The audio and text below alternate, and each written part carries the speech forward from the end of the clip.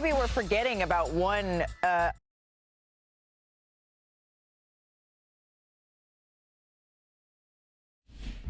This is OverDrive with Hayes, Noodles, and the O-Dog on TSN 1050.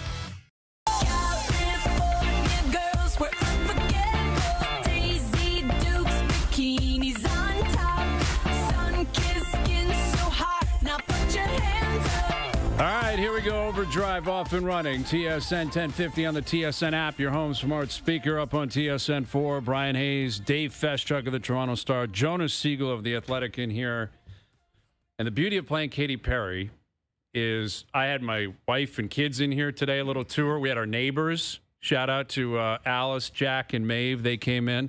Dave, you got to meet them. Jonas refused to meet the children because he doesn't like kids. So he said, I will not be here when your kids, big Katy Perry fans. Driving in, we were listening to Katy Perry.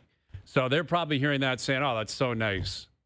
Right? He played Katy Perry because they were in here, but that's not why we're playing Katy Perry. Because apparently Trudeau is dating Katy Perry. According to TMZ, she's doing the Canadian tour right now. She was in Montreal. I think she's in Ottawa tonight, going to Quebec City. She's in Toronto in a week. And Trudeau...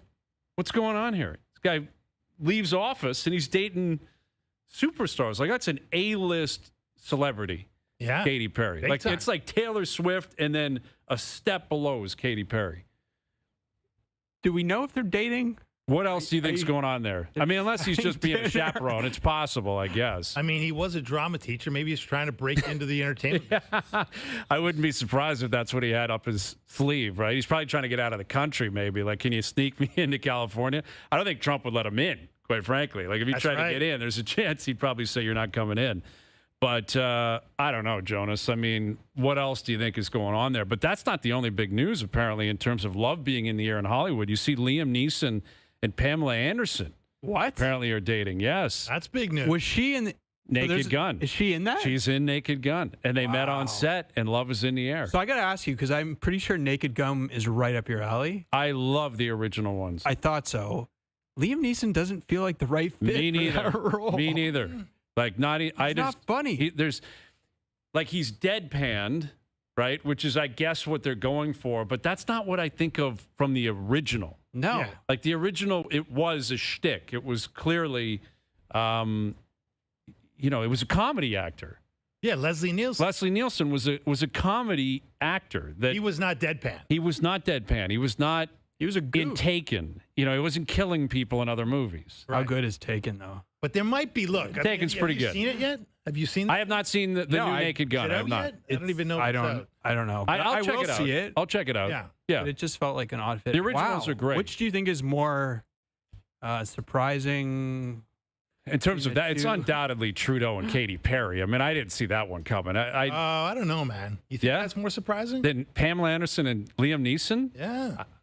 I guess. I don't know anything about their personal lives, like any of these people. So I know Trudeau is going through a separation. I think Katy Perry is too, right? She was married to Orlando Bloom, and they're going through a separation. You know a lot more than you lead on. I know you but it's know. Like, you're how? playing dumb. I know that. How do you know that?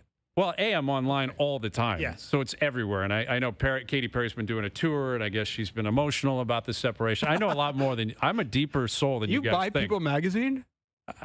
I'll get in on an Us magazine or a People every once in a while if I have to. If I'm at the beach, if I'm subjected to the beach. Reading. But as for Pamela Anderson and Liam Neeson, I have no idea what's going on in their lives. Like, none. I think she lives on Vancouver Island. Look at you. Look at Jonas. I read a story about it. Okay. Jonas, the investigator. You're a reporter at heart. You know exactly what's going on. So anyway, a little Katy Perry out of the gate. Shout out to the kids and shout out to all these famous Canadians who are hooking up with people. By the way, great parenting. Just thank you, Dave. Fabulously behaved kids. I appreciate that greatly. Wonderful to have them in. Yeah, they did pretty well. What's the artist like that you had to listen to because of your kids that you just despise now? I can't say I despise any, but I have a little playlist that I put together because we did a road trip like through Quebec City and back through Montreal and Ottawa, and it's a lot of Taylor Swift, a lot of Katy Perry. Mm-hmm. Chapel Roan's in there. We've got I didn't take you Spice Girls in there. Playlist guy. Yeah, you Are you got to a have playlist it guy? because you got to have the playlist when like your kids. You would know this, Dave. When they have like 5 or 6 songs they want to listen to repetitively, Right. You got to have it available to you. And if you're driving, you can't be searching for these songs, so you've just got to playlist it, like bucket. You got it, you know it, and you can go to it whenever you need it. So I can't really say that I have any particular artist that I'm not a big fan. There's some songs that they request where it's really stupid stuff, but whatever. As a one-off, I'm willing and happy to do that. But So they're way past the kids' music. Like yeah, they're not Wiggles listening to that or anymore. whatever. Yeah, Wiggles was a big hit for us. Okay. We went to see the Wiggles a lot, but no, it's Taylor Swift and then even with Katy Perry, like Chappell Roan, she's got some heavy stuff where you got to be quick on the trigger. You're like, I don't know if we need those lyrics right now. A little risky. Yeah, a little bit risky, but we'll listen to a Pink Pony Club or Hot to Go. I don't know. You're not familiar with any of those. You don't know Pink Pony Club? You know The Pink Edmonton Pony Club from the Oilers. When the Oilers won, that was their Cup song, Jonas. They went all the way to a Cup final. They played it all the time. I watch the games. I don't check them. This is okay. Let me run something past you. Okay, this is. I'll never forget this argument Jonas and I had, where Jonas claimed something that I knew was fake news the second he said it, and I will never forget it, and I still will remember it. We were having an argument about the shootout in hockey, and Jonas claimed that he despised it, hates it, will not watch it. And he claimed, I'm sure you remember this, I was flabbergasted, and it's an absolute outright lie. There's no way there's any truth to it. He claimed that he would watch a game in completion, the full game, and then when it goes to a shootout, he'd turn the TV off. That's true. And that's not true, Jonas. If it's a Leaf game, I have to watch. But you're telling me you would watch a game from start to finish, an unbelievable back-and-forth game that finishes in a tie where they have to go to a shootout, and it's because you hate the shootout so much, you will, out of spite, turn it off and say, I'll look at the box score later that night. I'm just not interested in it. But you're not interested in the outcome? There's 2 points on the line. I'll check it later. That check is it later? just an absurd comment. That is absurd. That's absolutely It's absurd. true, whether you like it. I don't believe it. I don't believe it for a second. So when you're at the Leaf game doing your job, No, but that's different. you look away? No, I have to. But would I'm totally would you rather look away? Yes. Like you It's just won't even so watch the shootout? not interesting to me at all. There's nothing interesting No, I'm about a done with it. one-on-one I've seen game it on the line. Too many times. Okay. All What right. do you mean too many times? Like that's like saying like Not even too I've many seen times because I these- stopped I've seen watching. these guys try to put pucks in the net too many times. Like, Can't that's do it. Not, the whole point of it's not a sports. way to settle a game. Did you see the home runoff in the All-Star game? I love that. Well, how can you you're love cool with that? that? But if they did it 5,000 times, I might be over it. Right? No, see, now you're contradicting That doesn't yourself. make How can you be sense. anti-shootout but pro Well, I saw it once. hit off or swing off? I saw it once. And I thought it was really well done. What was the shootout was there a shootout in the Olympics at some point? Yeah, 98, So famously. that was awesome. Against Hasek. But that's when shootouts were kind of like, what's the word? Well, it was only in international hockey. It was very rare. I hadn't seen How that. about the Taves, the famous Taves one at Right. the World Junior? I remember You like that that too. one? Yeah, but I don't think shootouts were in the NHL at that point.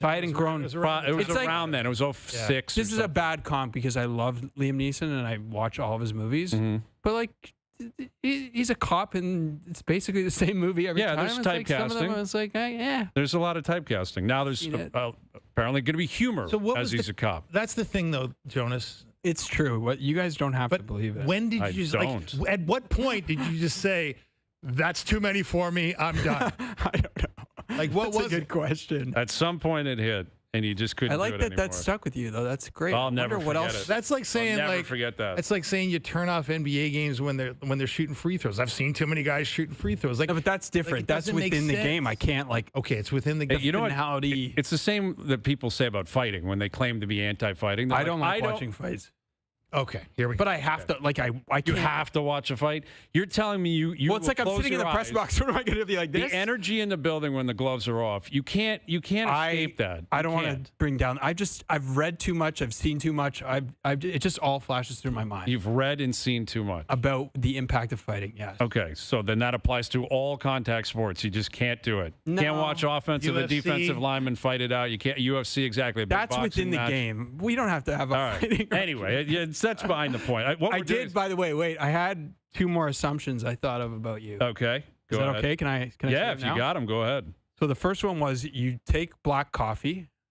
I have one right beside me. But it's right black. now. You don't put anything in. I will mix it up, but I usually do. If I don't trust the coffee, I go black. This is amazing. I'm like, I have a black perfect. I know coffee you so right well. now. Yeah, but I'll dabble in milk. I'll put milk in a coffee. Okay. But I literally have a black coffee right now. And you don't like spicy food. Actually, that is incorrect. Oh, no. That is incorrect. I don't get crazy with spicy food, but like a buffalo sauce, I will hammer. Okay. Hammer, like wings. Will you go hot wings or medium? I'll go hot if I have to. I wouldn't say it's like my top priority, but I'll dabble. So that is incorrect. Incorrect assessment. Incorrect assumption. He likes black T-shirts. I do like black T-shirts. You and I, we see eye to eye. And we're burying the lead here because the Jays got absolutely pumped again today. That's 3 in a row. Like their run differential, Michael K's head is going to explode because they're minus 25 in the last 47 hours. Yikes. Like, it's really not good. When you look at Game 3 of the Tigers, where everything was so red hot, like, they lose that game. And again, Chad Green was a part of it. He was a part of it today. I don't see how Chad Green can ever pitch again for this team. I mean, I just bluntly, I don't know how you continue to put him out there. It almost feels like the way they set it up today.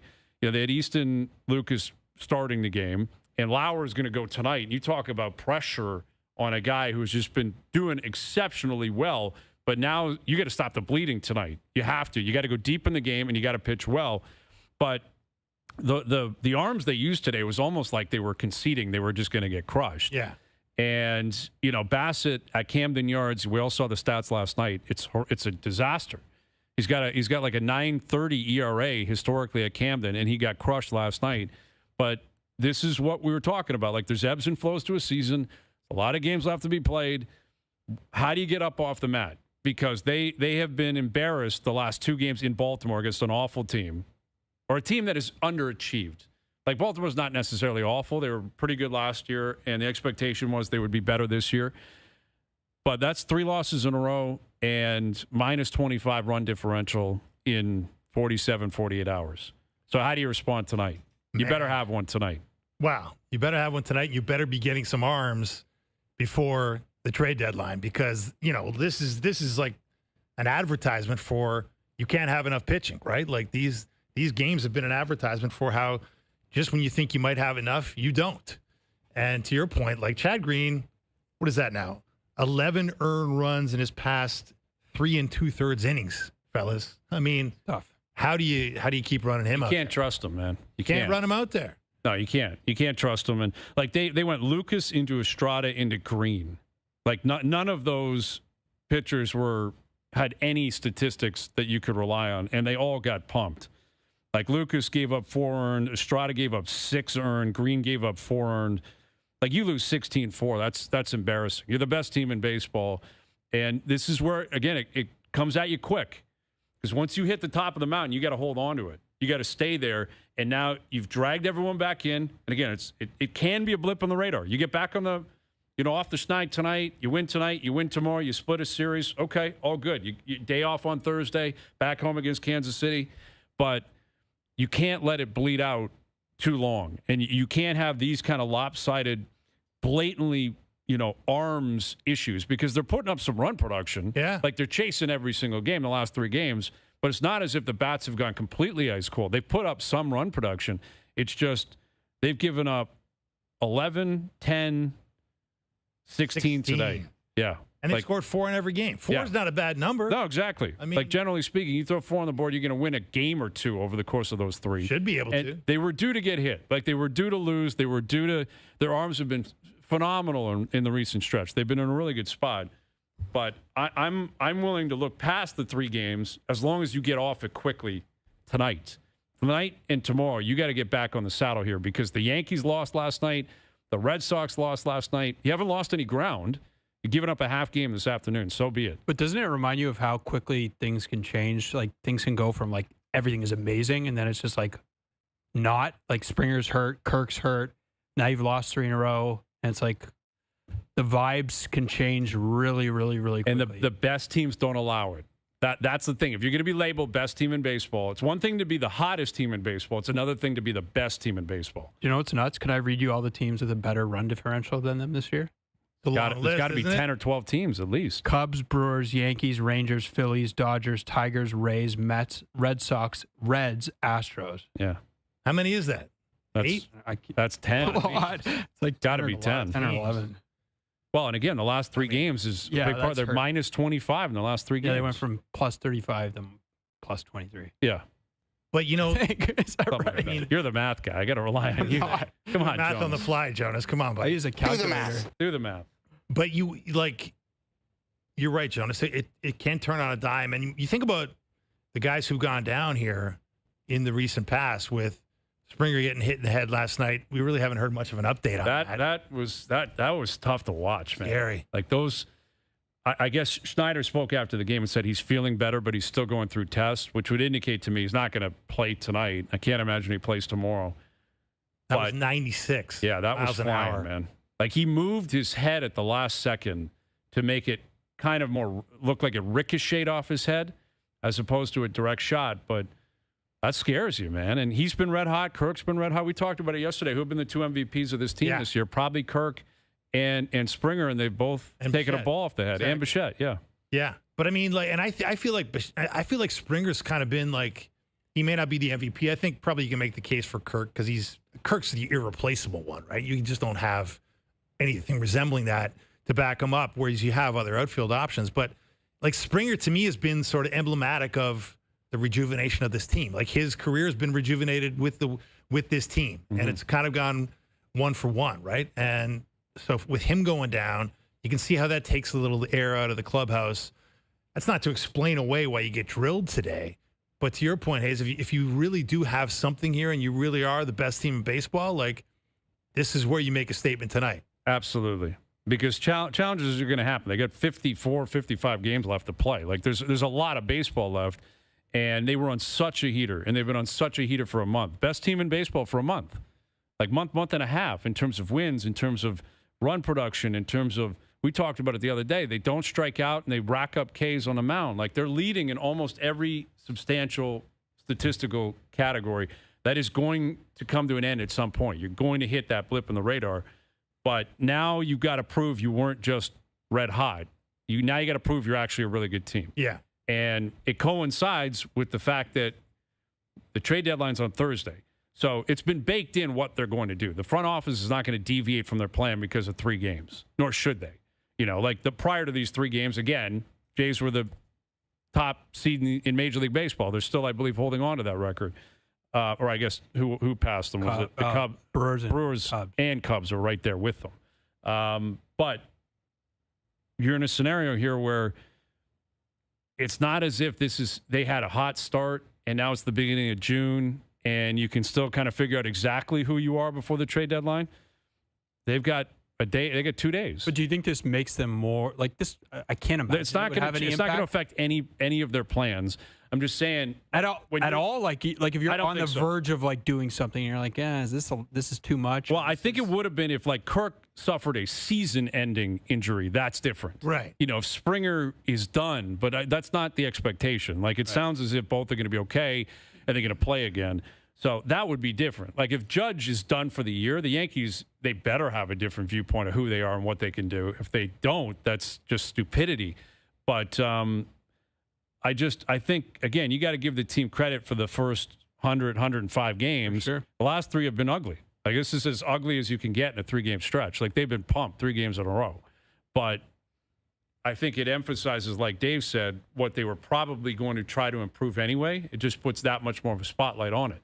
Like I think you need at least a bullpen arm. I think possibly 2. I think it's 2. I think it's 2, and it might be another starter at a minimum, so you don't have to run into an Easton Lucas start like this. Like at a minimum, you're 6 deep, so you can have somebody else in a bind or in a pinch, because it may mean something as you get into August and September. And it's 6 deep with insurance for Scherzer, right? That's right. He's just not sure. Yep. As good as he's been at times, there's still that feeling that it may not last because it hasn't lasted for the last handful of seasons for him. So, I really believe that it's got to be 2 bullpen arms at the minimum. Yeah, I would agree with that. Just to give you that feeling that you can actually trust who you're sending out there in big, high leverage situations. Yeah. Right? Like, these haven't even been particularly high leverage situations, and you can't trust these guys. Well, it's wild. Like, even last night, Little got pumped, Yeah. and he has been outstanding. So that's when you're like, all right, blip in the radar. Like, you know, the one home run, he went down to get that one. It wasn't even like he missed his pitch. It was just kind of like a cricket swing that got out. Mm-hmm. But, yeah, I think you got 3 or 4 guys in the bullpen that you trust right now. And maybe you can extend that by 1 or 2, depending on health and depending on how certain guys are going at certain times. But ideally, you add, I think, 2 more pieces, and you get like 5 strong that you really, really trust. Like, they can pitch in high leverage. Yeah. And that's ultimately what's coming because, you know, I still think they probably will grab a starter of some significance. You're not going to get an ace. That guy's not available. I don't think DeGrom's coming up here or anything like that. I don't think they're doing that. So, in reality, whatever your staff is going to be come playoff time, you're looking at a very modern, give me 3 or 4 innings, give me 2 times through the rotation, and then we got to turn it over to the bullpen anyway. Exactly. So you're going to be half starter, half bullpen anyway. You better make sure the back half of the game is covered. What do you guys think about Stephen Kwan? I don't know if Ken they need him. Rosenthal reported today that the Jays are among the teams. Yeah. He would be a luxury. Think so? Yeah, but like I don't Price think is gonna be high, though. Prices will be high. You know, gets on base really well. You know, he can Fits play the outfield. mold of the team. Yeah, they doesn't might need strike out. some depth out there, like for sure. Probably Is that can what hit they lead need? off. Like, that's low on the shopping list for me. I agree. I look at their position players. I'm not overly concerned. It's more a leadoff hitter. Yeah, Good defensively. Yep. Gets on And base versatile, at can times. play left field, can play right field, can move them around. Signed. But they've got guys like that. No, I know. He's I just agree. better. Yeah. I guess it's how much do you do? Well, that's the question. Like, how much, like, these are the guys, let's not forget here, guys, like 2015 and 2016, these were the guys that rolled into town and scolded Alex Anthopoulos for emptying the cupboards, right, in his trade deadline dealings, going for it, even though Toronto had the longest playoff drought in all 4 North American sports, and Alex was dead right to do what he did. Shapiro was the guy who sat in the office and said, shouldn't have done that.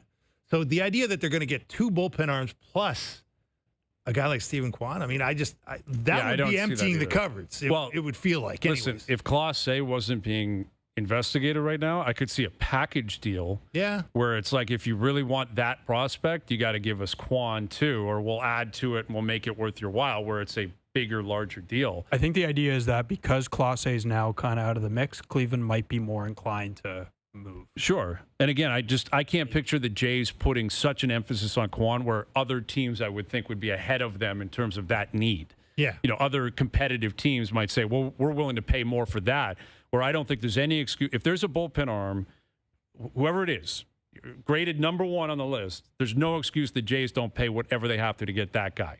That would be my opinion. You can't allow the Yankees to pay it or the Brewers to pay it or the Cubs or the Dodgers to pay it. But Kwan is a luxury. Like Kwan, I could see them being in on the chats and saying, well, we're not going to match what that team is because that team needs them more than we do. Like Kwan would be a pure luxury. Although they do have, let's face it, like a lot of this stuff, when it comes to trade talks, it's relationship based, right? And They've got Cleveland's their spot. They've got man. that strong tie. Well, and you'd rather have like this Clement, Lucas, like it's nice, but like in the playoffs, you'd rather have an established leadoff hitter. Right? I can reason with that for Right. sure. I can reason with I know that, what you're saying, but it's fair. But you got to pick your. I guess that's the point. Like you got to pick your poison. Like how much are you willing to give up? Yeah. And if let's say you come up with a limit. These are the prospects we're willing to give up. These are the position players current roster players we're willing to give up. We have to allocate that bullpen starter. Kwan. So what would be your ranking? Bullpen starter? I would go like, yes, I would go elite bullpen arm. Like whatever that is, that's my top priority. As I've said for the last few weeks, like if I can sleep at night knowing I just acquired a guy who can give me 3 outs in October every single game, there's so much value to that. And that's the way that that's how they game plan. How am I getting this out? How do you get to 27 outs? Like that's effectively how they build up their whole game plan. What can this guy give us? What can that guy give us? What can this guy give us? Give me someone who I feel is going to give me more confidence than anyone currently in the bullpen, Jeff Hoffman included. Ideally, that might be too much to ask for, but that would be perfect. That's a perfect world scenario. Yeah. Give me someone who immediately steps in and is the best bullpen arm we have. Yeah. And then I might even go with like a second bullpen arm then I feel starter. like you're discounting the rotation. Like the rotation's not amazing, It's not. and it's older. Yeah, it's not. Now the big three are predictable. They're very healthy. They're out there every fifth day they pitch. I wanted to ask you guys that. Game 3, like for sure, you're starting Bassett. If a playoff started tonight, I'd go Gausman game 1, Barrios game 2. I would go Scherzer game 3. Game 3. Oh, if he's available and he's healthy, Yeah, I probably would. I'm go with Scherzer. you. Yeah, I probably would. it's the question isn't would you start him? It's will he be available to start? Yeah, right? That's really which the question. would seem to make the need to get someone else higher. Yeah. Well, I'm with you, Jonas. I mean, you're making the shopping list really long now. Like, Yeah, I like a lot of Hayes. things. Hayes knows I like to go all in at the trade deadline. Yeah, I know. Well, Hey, listen, that's why the man. Leafs don't have any draft picks, right? Because you've been pushing them to They didn't trade them at the the last 2 years. That's Forcing right. them into stupidity. Forcing their hands, Jonas. You have too much power. Yeah. That's right. But I mean, like, so now you're because I'm with Hayes. Like the two bullpen arms to me are 1 and 1A of what you need. Because that's how you win postseason games, right? You've got to have that. I mean, you can also win postseason games by having a starter go deeper. That's if you have a front office that will trust them to go 3 times Right. through the order. Yeah. That's the problem. These are the same guys that pulled Barrios when he was having a great day. Yeah. that work out. Like they have proven innings in. they're just not going to have faith. They're not going to allow them to do you think that'll that. change? You don't think that? You think that's for sure? I think in the exact scenario they were in last time, they won't replicate that. Like I don't like they clearly looked at this and said, "We're going up to this guy, and then Kikuchi's coming in." Yeah. You know, like that's just what it was. It was a formulated plan. I think I'd like to believe they've learned from that mistake. But there is. I just don't picture a scenario where Kevin Gausman leaves the game after 8 innings, tipping his cap. Like, you know what I mean? It's just not. It's just not going to happen in the playoffs. Like it's very likely. You're right, Hayes. But I just find it fascinating. We're going to find out a lot about Shapiro and Atkins here, right? Because neither of them have long-term security. Well, but that's an And- important point. Exactly. Because what you just said, 10 years ago, they could put their feet up and scold. Right. They're like, I got a decade here. I'm not convinced the same logic that they applied to Alex is not going to apply to them when they look in the mirror tonight. Right. Because we all know Alex was reading the tea leaves and he saw, look, my great mentor and boss, Paul Beeston, has just been supplanted here Yep. by the Shapiro character. I'm probably not long for this front office. I'm going out my way. Yes. I'm going out guns blazing. Right. And so you don't like it feels like Shapiro and Atkins might be saying the exact same thing.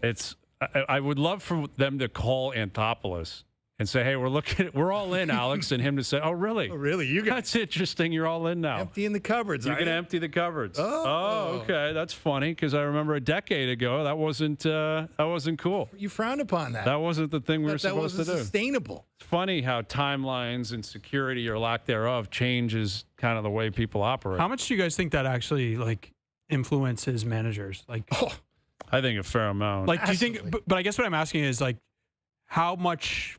I don't know what the word is. How much do they feel like they have to do what's right for the team as a whole and not like burn the thing down? You know what I mean? Like, they're not going to Publicly- trade their 5 best prospects. No, you know what I mean? they're When not. they They're not could. likely to do that, especially for what we believe is available. Like it's just not worth it. There's not enough guys that meet that. But kind of like, level what's of price. available is always who knows. Like, Somewhat is Mitch arbitrary. Keller available? Like, I don't know. If you bowl them over, maybe he is. You Yeah, know what I is mean? Paul Skeens available? Maybe he is. Maybe he is. Yeah, maybe he hey, is. hey, Ben, how's Yeah. things there? How can we make something work? I do think what I'd love to get an answer on is how Shapiro feels about what else is going on with Maple Leaf Sports and Entertainment as well, like with Masai and with Shanahan, and if he has any clarity on are they gonna continue with the president and GM role into the future? I don't know. I have no reason to believe they won't. But when the other two guys got to the end of their season, Keith Pelly was waiting for him. Now, Pelly has no jurisdiction over this part of the business because it's Rogers. It's not MLSE.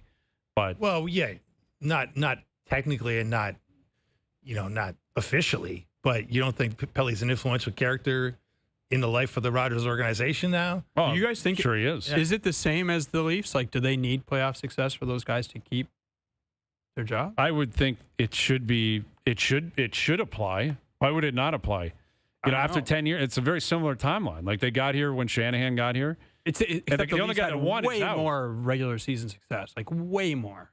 Yes, they have had.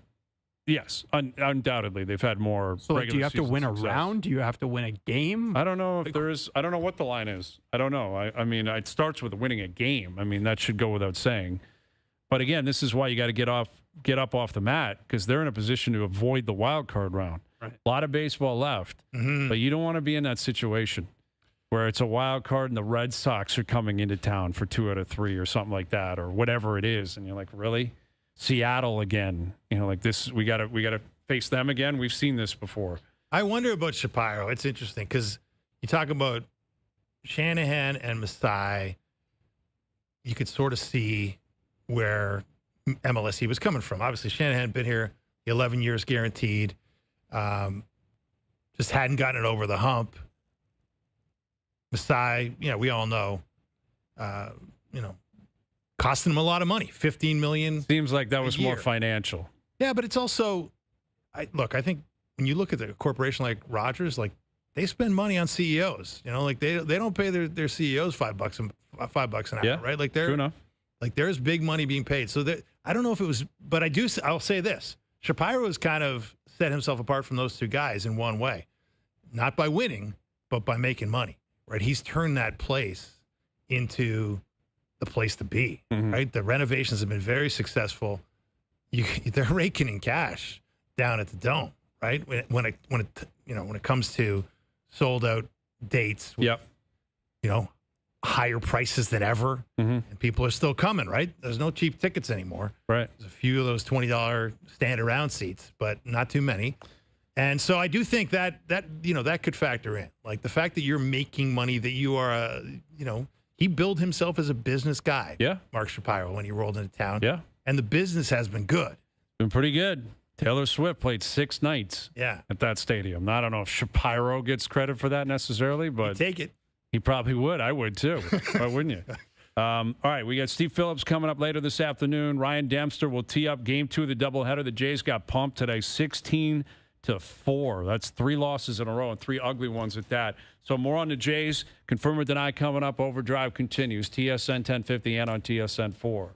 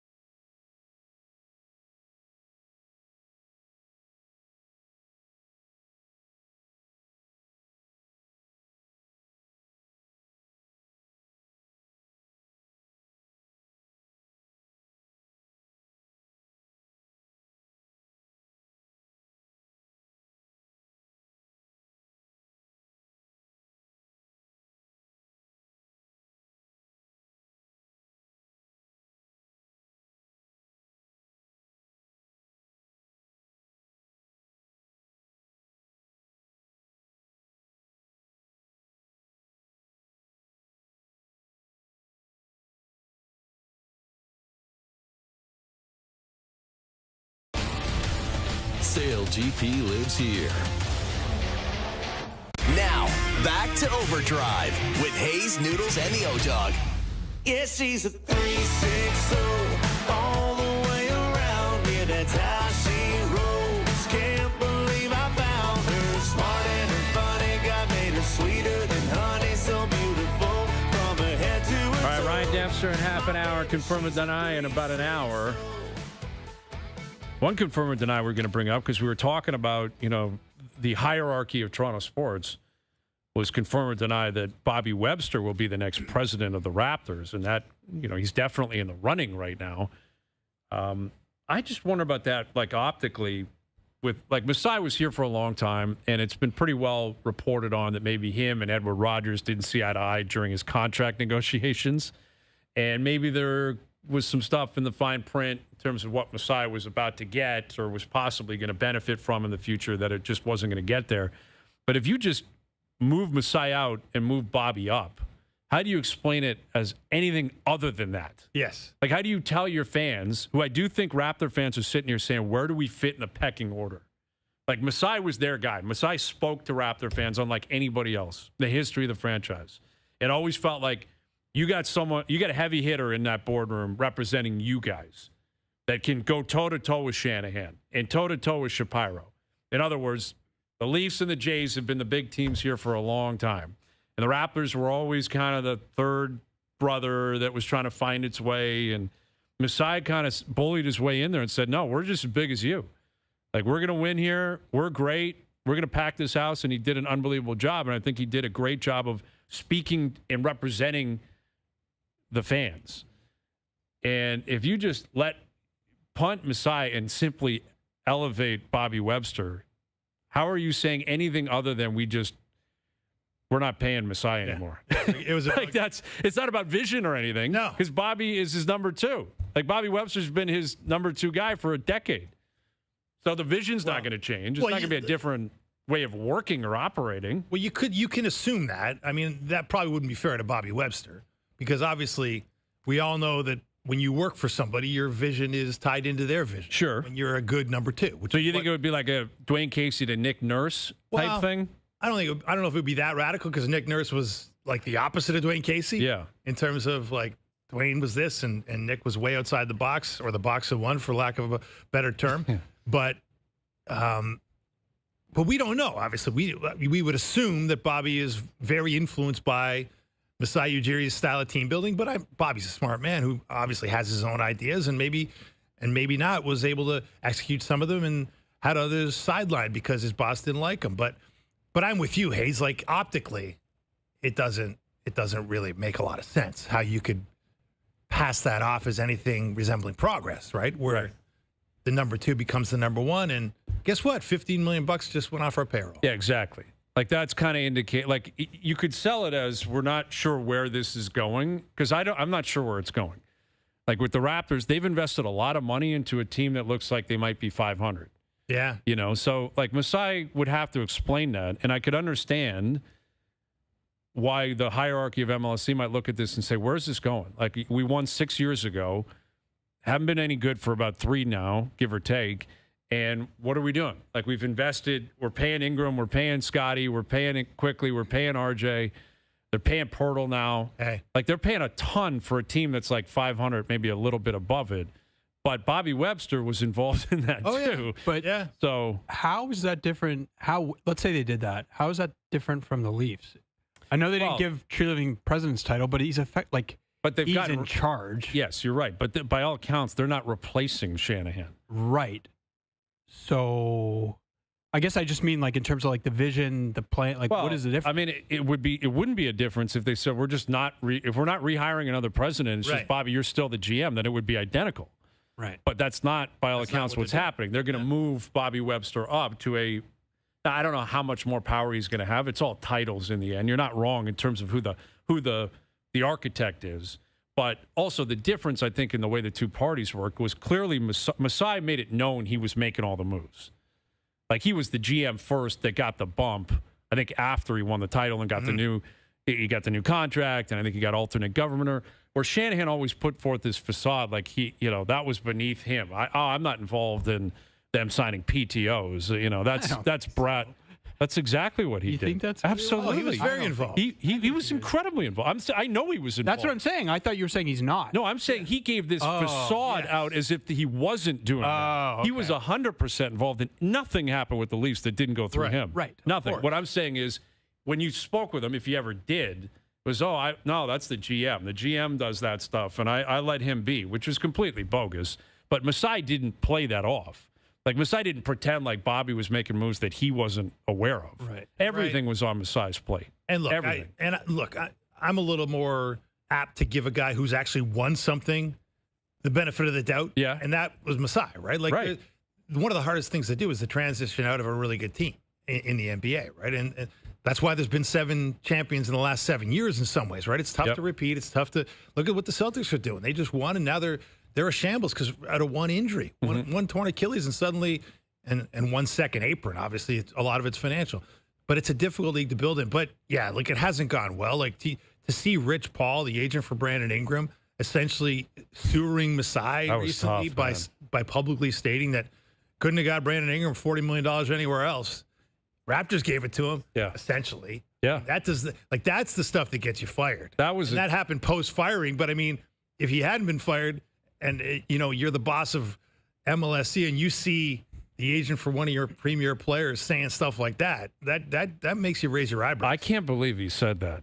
Like, if we should try to dig that up. Rich Paul was doing a podcast or an interview or whatever, and was talking about the finances of the league, and he blatantly said that. He's like, Brandon Ingram wasn't getting the deal he got if he got to free agency. Yeah. Like, there was just no way, yet the Raptors gave it to him. Basically suggesting the Raptors, A, got played, but B, were incredibly desperate. And once they acquired the guy, now, again, they are desperate because of the position they're in. Their argument would be, as a counter, this is how we get free agents. Right. We got to trade for them, and then we got to pay them. Like, that's what we have to do. And that's what they did with Ingram. But I don't recall ever hearing an agent, when the ink is barely dry, saying that is a blatantly player-friendly contract. But I think, like, that's a horrible. That's an ugly move, man. But Bobby Webster was in that room too. That's what I'm saying. I get Masai was the one that made the call, but Bobby's the money guy. Bobby's the capologist. Is Bobby going to come out and say, actually, I didn't agree with that? I just think maybe we're missing the bigger thing is, like, are they better off without him? And it's the same thing with the Leafs. Like, are they better off? Like, I thought it was time with Shanahan, but, like, what are you doing that's better? Like, if you're going to get rid of Masai, okay, well, what's the plan? Right. And that's what we don't know it yet. Well, they're making it up as they go along. Yeah, and I never loved that. It's kind of like the Knicks coach, where it's like, we're going to fire Thibodeau, and it's like, who are you getting instead? It's like, shouldn't you know that? And the thing is, the Knicks are run essentially by the former head of CAA basketball, Leon Rose. The Raptors, MLSE, hired CAA to run their president's search. So there's a lot of connection there. I mean, but unfortunately, that's the truth. The Cowboys did the same thing. They fired Mike McCarthy, and they're like, well, who are you going to get? And then it's like, well, we'll find somebody. Schottenheimer's. Yeah, well, I guess. What? Yeah. Biggest teams in the league: Leafs, Knicks, Cowboys. Makes you wonder. That's how it's going to run. Makes you wonder. It really does. But I mean, ultimately, look, I do think they're missing something, right? Like, Masai was unique because he could walk into NBA Summer League or Board of Governors meeting, and he commanded respect. And that respect was transmuted to the Toronto Raptors in a way it had never been kind of given before. And, if you don't have that, type of figure that represents your organization and sort of makes them what they are and has a mission statement of, we will win, period, which is, which was Masai in a nutshell. Yeah. And it had not been the case with predecessors. If he could go back, like, what do you think the pivot point is for him? Like, if he could go back in time, so they win the title in 2019, and then next year they actually threatened Boston. Like, they were really good. Yep. What do you think the pivot point is where, like, if he could go back and fix that move? It would have been trading the players earlier. Way earlier? Clearly, yes. Yeah. Siakam a year and a half earlier, Anunoby a year earlier, Lowry for sure not committing to him when you got down to the bubble. Although they weren't going to likely do that. And I don't know how much value Kyle still had. Like, prior to going to Miami, I don't know how much value he had. But I think the Siakam and Van Vliet leaving for nothing. Yeah. You talk about asset management, like Van Vliet for nothing, Siakam effectively for nothing, and Anunoby for Quickly and Barrett, we'll see. Like, those are they're players, and they're probably going to start. Yeah, so basically your club, recognizing that the team just was done and you have to get off. Yeah, or maybe you look back on it and you're like, why didn't we just pay Siakam? Like, maybe you should have kept Siakam and tell Scotty Barnes, you got to figure this out. Well, that was the problem. I think that's the other one, Jonas, for me, was that whole war between, on one side of the room, Siakam and Fred VanVleet, on the other side of the room, Scotty Barnes. And what side of the room did Masai Ujiri sort of throw his chips in with? Scotty Barnes. Yeah. And I think those OG guys who'd gone through the Raptors 905, Fred undrafted, Siakam a later pick, felt like they'd earned something with this franchise. And they'd done it through sweat and blood and time. And Scotty was the guy who had it all handed to him. Yeah. Right. And I think that the tone changed around that team when that happened. And to this day, we have a situation where, is Scotty Barnes really an A1 guy? Is he really a He guy hasn't proven that yet. Can he be a franchise cornerstone? He has not proven that. Like last year, 1 year, 2 years, or a year ago, he's shooting 30-something% from three-point range. Last year, he's shooting 27% from three-point range. Big fallback year. Can you really hang your hat on Scotty Barnes as your number one guy? I mean, we don't know the answer to that question, and because we don't know, I lean no. Yeah, no, exactly. He's probably not going to be that guy. He's been in the league a few years now. Yeah. He's not a young kid anymore. He's still young, relatively speaking. But how much more progression is there going to be? That's the question. And maybe there's going to be regress. Yeah, but then you can look at the Pacers last year and be like, is Tyrese Halliburton, like, he's better, obviously a lot better, but could Scotty ever be that? Maybe. Well, Scotty, but to Hayes' point, Scotty with Siakam as the number two. If they were a better match and there would have been better chemistry, like Siakam's clearly a championship number two. He's won one as a number two, and he got to a finals as a number two. Like as long as you don't make Siakam be the guy, because that really freaks him out, as we saw when he got the max contract and said, I don't know what my role is. Like, it was like, yeah, we just gave you all the money. Your role is to be the guy. As long as Siakam's kind of in a little bit of shade, a little bit of shadow, he's good, man. Yeah. And so you're right. I think there's a lot of regret in that front office and in Masai Ujiri's brain about what might have been and how he should have played those cards, because obviously a lot of good players were here. A lot of good players are no longer here, and there wasn't a lot to show for many of them. And maybe it's the opposite of trading them. It's keeping them. Like, maybe it's Van Vliet still here, Siakam still here, but Barnes. They couldn't have coexisted with Scotty Barnes. Yeah, that's the issue. It wasn't working. And there's one more, not that we're trying to continue to pounce on the Raptors or Raptors fandom, but you're right. Everything you said about Masai when he represents league-wide. Another heavy hitter in the NBA is Larry Tannenbaum. And Larry's not going to be here much longer either. And he's a Raptor fighter. Like, he's on the board. Chairman of the board. And that's not going to continue for long either. All right, hour two coming up. Confirm or deny Ryan Dempster. Game 2 of the Jays here, or Game 3 of the series tonight after they got pumped this afternoon in the first game of a doubleheader. OverDrive continues. TSN 1050 and on TSN 4.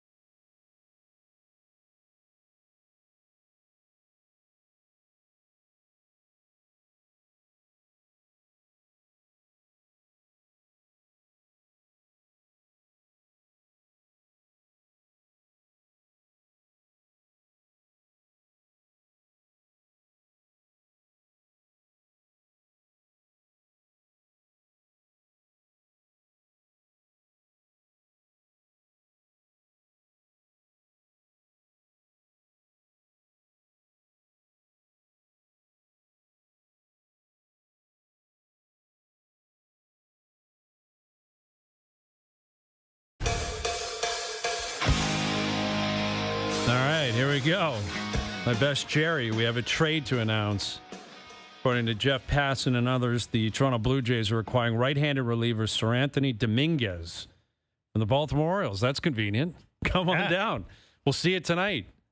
For right-handed pitching prospect Jerron Watts Brown, who, depending on which list you look at, what are you looking at? MLB Pipeline or MLB.com? He's rated 10th. 10th best prospect in the Blue Jays organization. For like an seventh, eighth inning guy. Yeah. Decent numbers this year for Dominguez. Right-handed pitcher. He's got a 3.24 ERA. He's been pretty good recently. His last 5 outings, he's been, clean sheets. Yeah. So it's not necessarily a guy that is going to completely change the fortunes, but this speaks to what we were talking about earlier this hour. You got to have one of these guys. Yeah. I think you got to add one more on top. I'm with you. And you didn't give up a ton here. You gave up, a middle-of-the-pack prospect. So there's one bullpen arm. Go out and get at least one more that's even better than this, and I think you're cooking at that point. This guy can get in a groove. Like, I'm looking at this one stretch this year. He went 15 straight games, 16 innings pitched, no earned runs, 25 strikeouts. I mean, this guy can get rolling. Okay, so there you go. Sir Anthony Dominguez is a Blue Jay, and he's in Baltimore, so there you go. Yeah. You'll probably see him tonight pitching against his former team, which is going to be pretty wild. Just walk across. Just come on in. Come on in. Moneyball. Do you remember that scene? Yeah, absolutely. Good. Let's trade spots here. All right, more on that into the next hour. Ryan Dempster, confirm or deny, coming up. OverDrive continues. TSN 1050 and on the TSN app.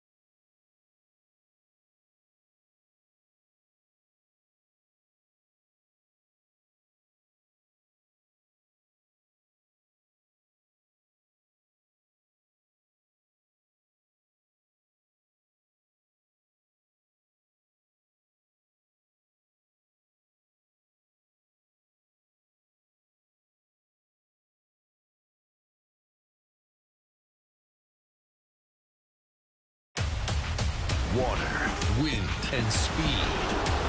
It's nation against nation. And look how close they are! In a global race for sailing supremacy. Oh my Lord, disaster! Sail GP lives here. This is Minecraft. I'm so sorry.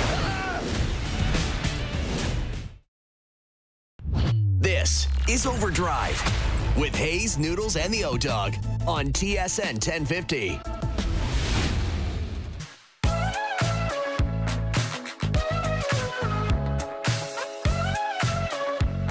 Hour 2 OverDrive continues, powered by FanDuel, bringing you everything from the opening line to the final score. Brian Hayes, Jonas Siegel, Dave Feschuk. We got Ryan Dempster coming up here in a few moments.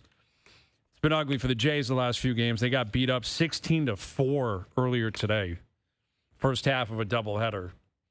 And they are minus 25 run differential in about 48 hours. Not the best. Michael K's head it's going to explode. Michael K, man, he can't handle the run differential, right? And the different theorems that you have to consider when you're projecting what's going to happen the rest of the season. But they have made a trade. The Jays have acquired right-handed reliever from the Orioles, Sir Anthony Dominguez. He's reading about him in the break, throws heat, averages about 98 with his four-seamer. Obviously, a couple of off-speed pitches pretty well. His numbers are pretty decent this year. And it was just a matter of time. They were going to make trades. They're going to make trades.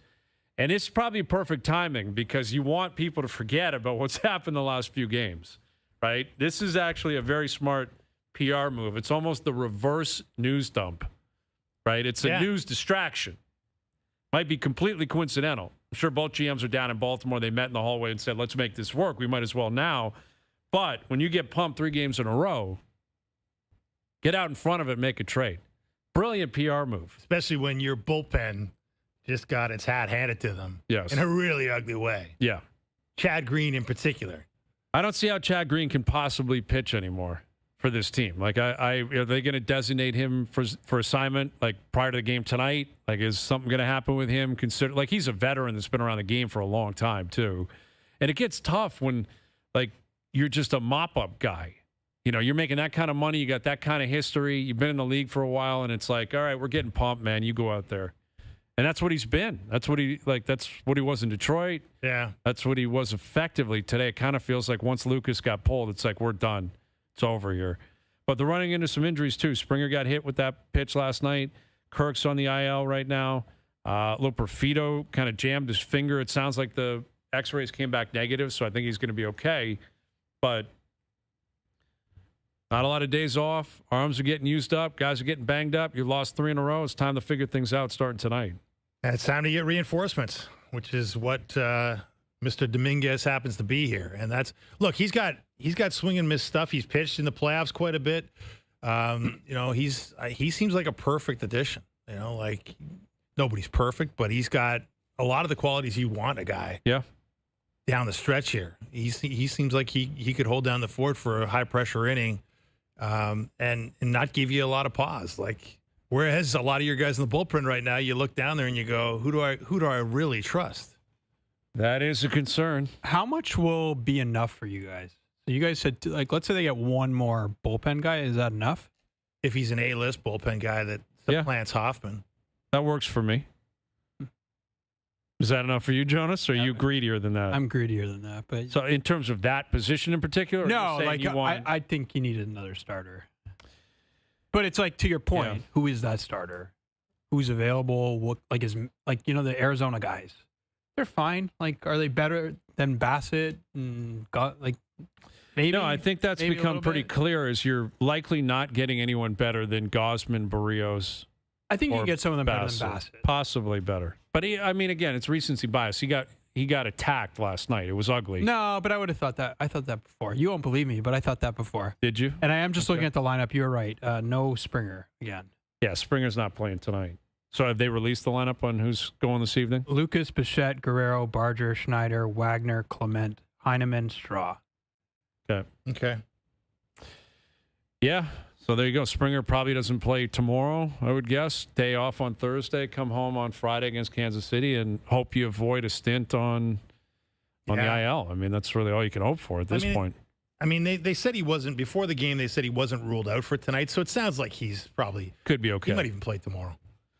Well, I wonder if our next guest has run into a situation like we saw last night. Where I would guess if you pitch in Major League Baseball for a long time, a ball gets away from you. But that thing was common last night. I thought you meant a trade between teams. Oh, you think he's been traded? No, but I'm sure he's seen a teammate. Oh, yeah, I'm sure that's the case. I'm talking, though, like what we saw with Springer last night. Like in how you see the reaction even from the pitcher. He's like sick to his stomach. He's like, it got away from me, and it was moving. And it was moving so fast, Springer couldn't get out of the way. He tried, but that's got to be tough, man. It's got to be tough. Here's a longtime MLB pitcher, MLB Network, and Off the Mound host joining us here on the Maple Toyota Hotline. Here's our main man, Ryan Dempster. How you doing, Ryan? I'm doing good, guys. Thanks for having me on. Yeah, thank you for doing this. I'm sure you've run into that before, where pitch gets away from you, you hit a batter in the head. When that happened, if it happened. What's that experience like from a pitching standpoint? The worst, man. You know, like we know going inside and trying to throw pitches up and in, where a lot of times, you know, there's a hole in a guy's swing and stuff, but all of a sudden the ball takes off. And I saw the exact same thing. I mean, clearly the guy on the mound was upset by it, and I did it a few times in my career, and you know, I hated it. Yeah, listen. I'm totally fine with guys getting hit by a pitch. It's fine if it's in the shoulder or the ribs or the knee or the whatever. But like when you mess around with somebody's head, it's just never fun, and it leaves you not sleeping at night. You know, I had one in Montreal where I hit Javier Vasquez. He squared around we had a runner on third. At one point, he squared around a bunt. It was a tight game, and he was a good hitter. I was trying to throw a sinker in.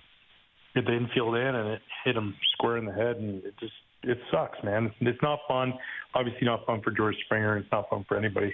No, for sure. And Jays are in one now. It's funny how quickly it can turn, man. Baseball, it is a marathon. Because 3 days ago, the vibes were immaculate up here, as I'm sure you can imagine, Ryan. And they're still very positive, and they should be. But they've lost 3 games in a row. They're minus 25 run differential in about 48 hours. Kirk's hurt. Springer's banged up. It happens quickly, but I'm curious what you would think the messaging would be going into the nightcap tonight. They play again in Baltimore this evening after they got pumped 16-4 today. Like, what's the mood like in a very good clubhouse where it's been very positive? You got the best record in baseball prior to this 3-game stint. Like, is there an emphasis placed on getting off the snide quickly tonight, or does that just go without saying?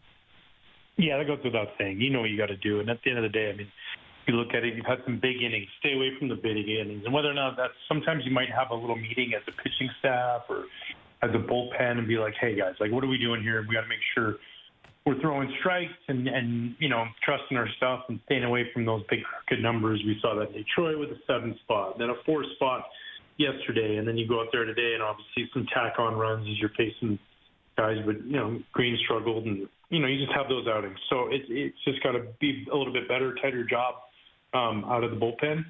And from a starting pitcher, I mean, we all know you can end a losing streak right away with the guy that starts the game being on and being focused and making pitch after pitch. So that's all you can control is just go out and win today's game, or at least now the second game of today. And there's not a lot of conversation about it. You know what has to be done. You just got to go out there and take care of it.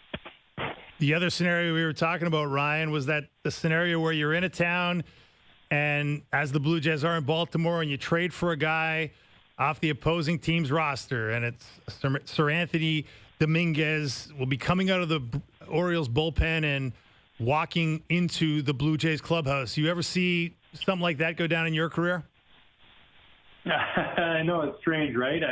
The old days of, what was that, Joel Youngblood, I think, got a hit in 2 different cities at one point, and you have guys change locker rooms, and I think I remember that. I think I remember where there was a trade where it was between a doubleheader, or maybe it was the next day, and a guy came over to the locker room, and that happens, you know. Obviously, not normal, and you know, a little bit of a different feel, but you just hope that you get exactly what you bargained for, and For them, they're getting a guy who's been throwing the ball really well lately, and hopefully continues to do that, and an opportunity for them to go out there and get another right-handed arm. And I don't think they're done yet. I think that's just one small piece that they're trying to add.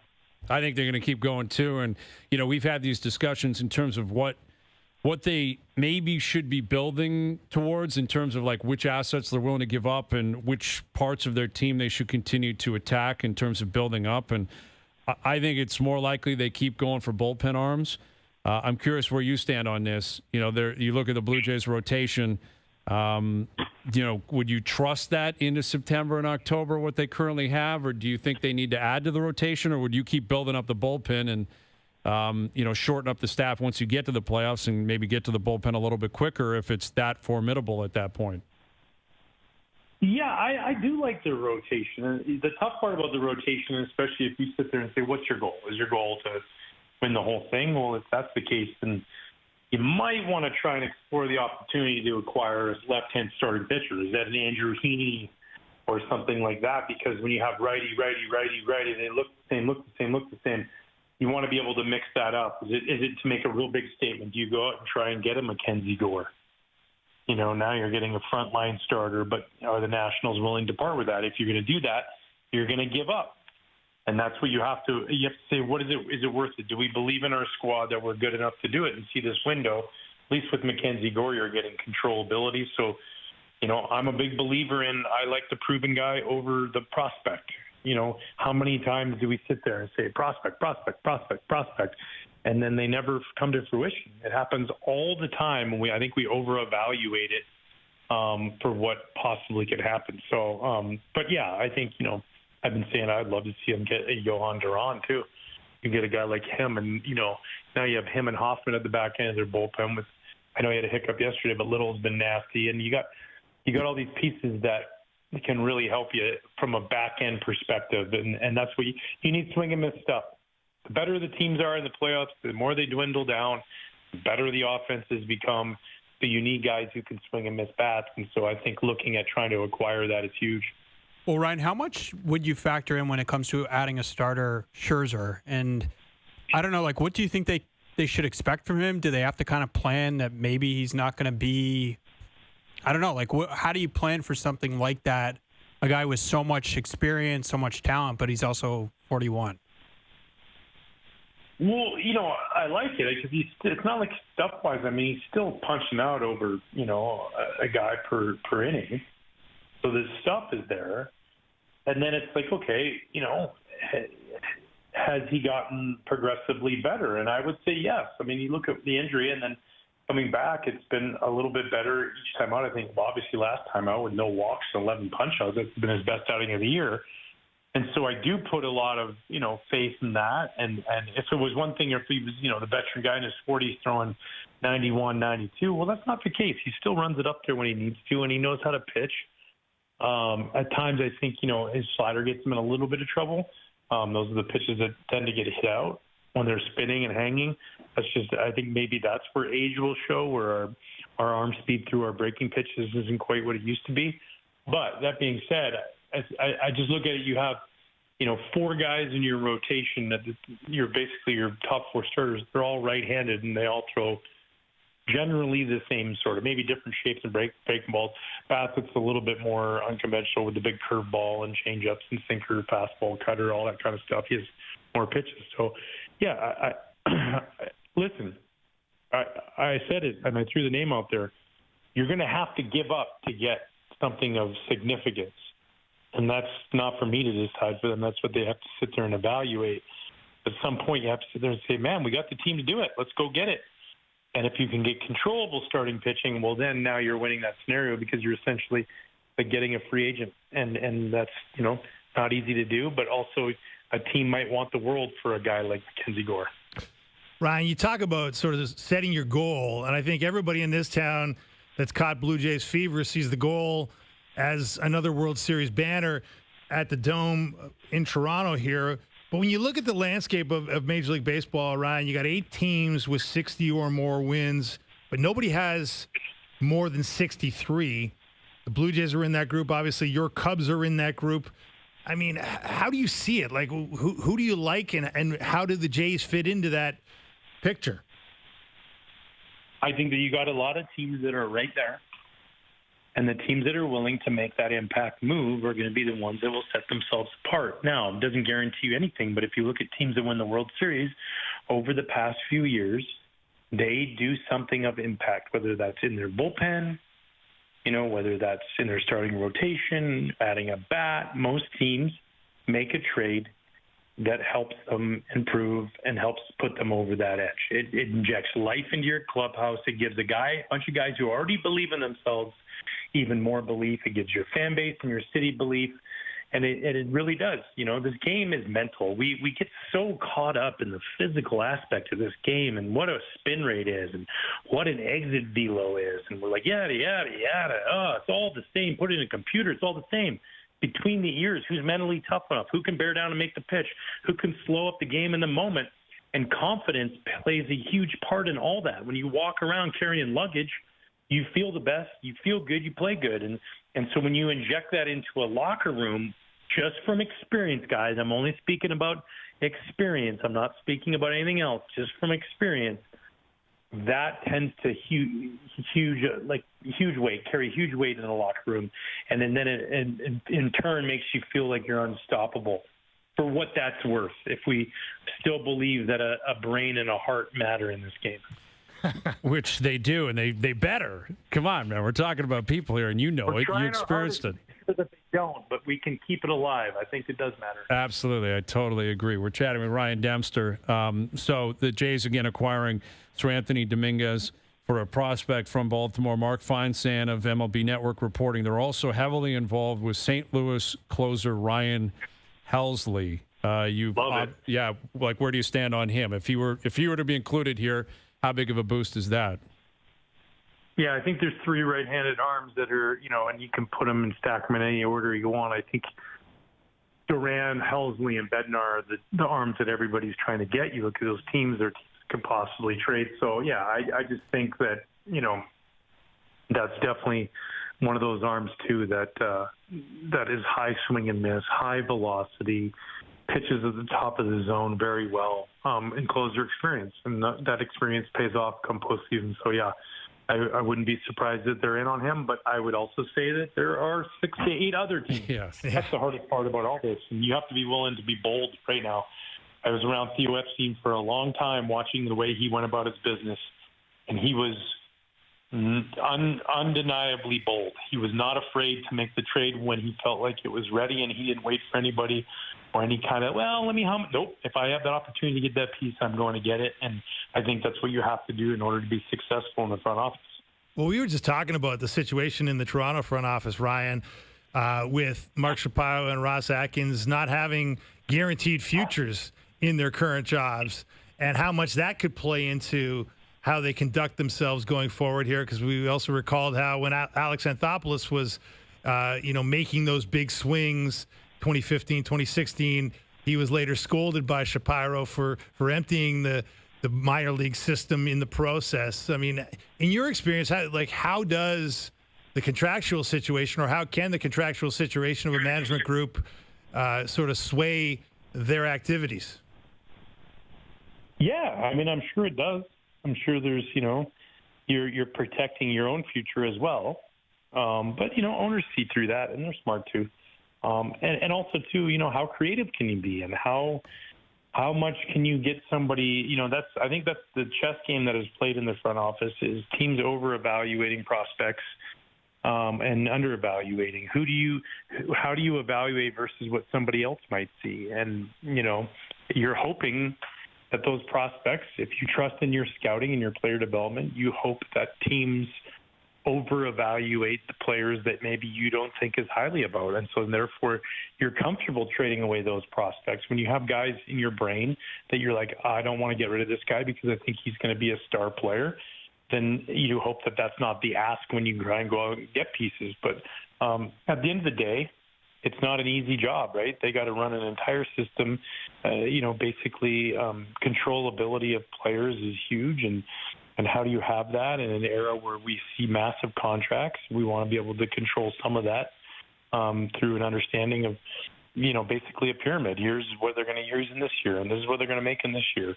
And so how do you do all that? But at the same time, the most important thing we can do is win, and win at the big league level. And that's the best thing for your franchise, best thing for your fan base, the people who are paying the money, that pay the money for the tickets to come watch you play. So how do you manage that without leveraging that against the future of that and put yourself in a weird area of rebuild for 4 to 6 years? And that's not an easy job. I'm glad I'm not in one of those chairs having to make it. We just get to talk about it. You get to play. You get to play, and now we all get to talk about it. He is Ryan Dempster. It's always great catching up with you, Ryan. We appreciate you doing this. Heck yeah, man. It's a fun few days. I've been a part of it a few times as a player, and it's exciting, and hope the Jays get exactly what they're looking for. Absolutely. We're all pulling for that. Thanks, Ryan. You got it. There he is, Ryan Dempster of the MLB Network, Off the Mound host, and joining us here on the Maple Toyota Hotline. Drive the built-in Canada fuel-efficient, fun-to-drive Toyota RAV4 gas or hybrid models available. Visit mapletoyota.com.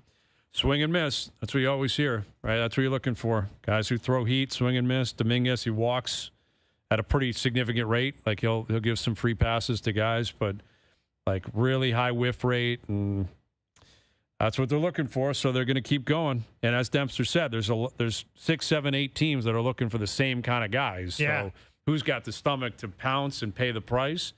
And if you're a team like St. Louis or whatever, you're probably sitting there saying, "I'll take all the time I can."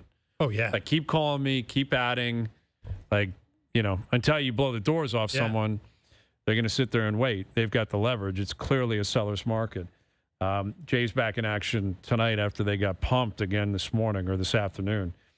Game 3 of a 4-game series down in Baltimore. All right, Confirm or Deny coming up. Steve Phillips later this afternoon. Overdrive continues. TSN 1050 and on TSN 4.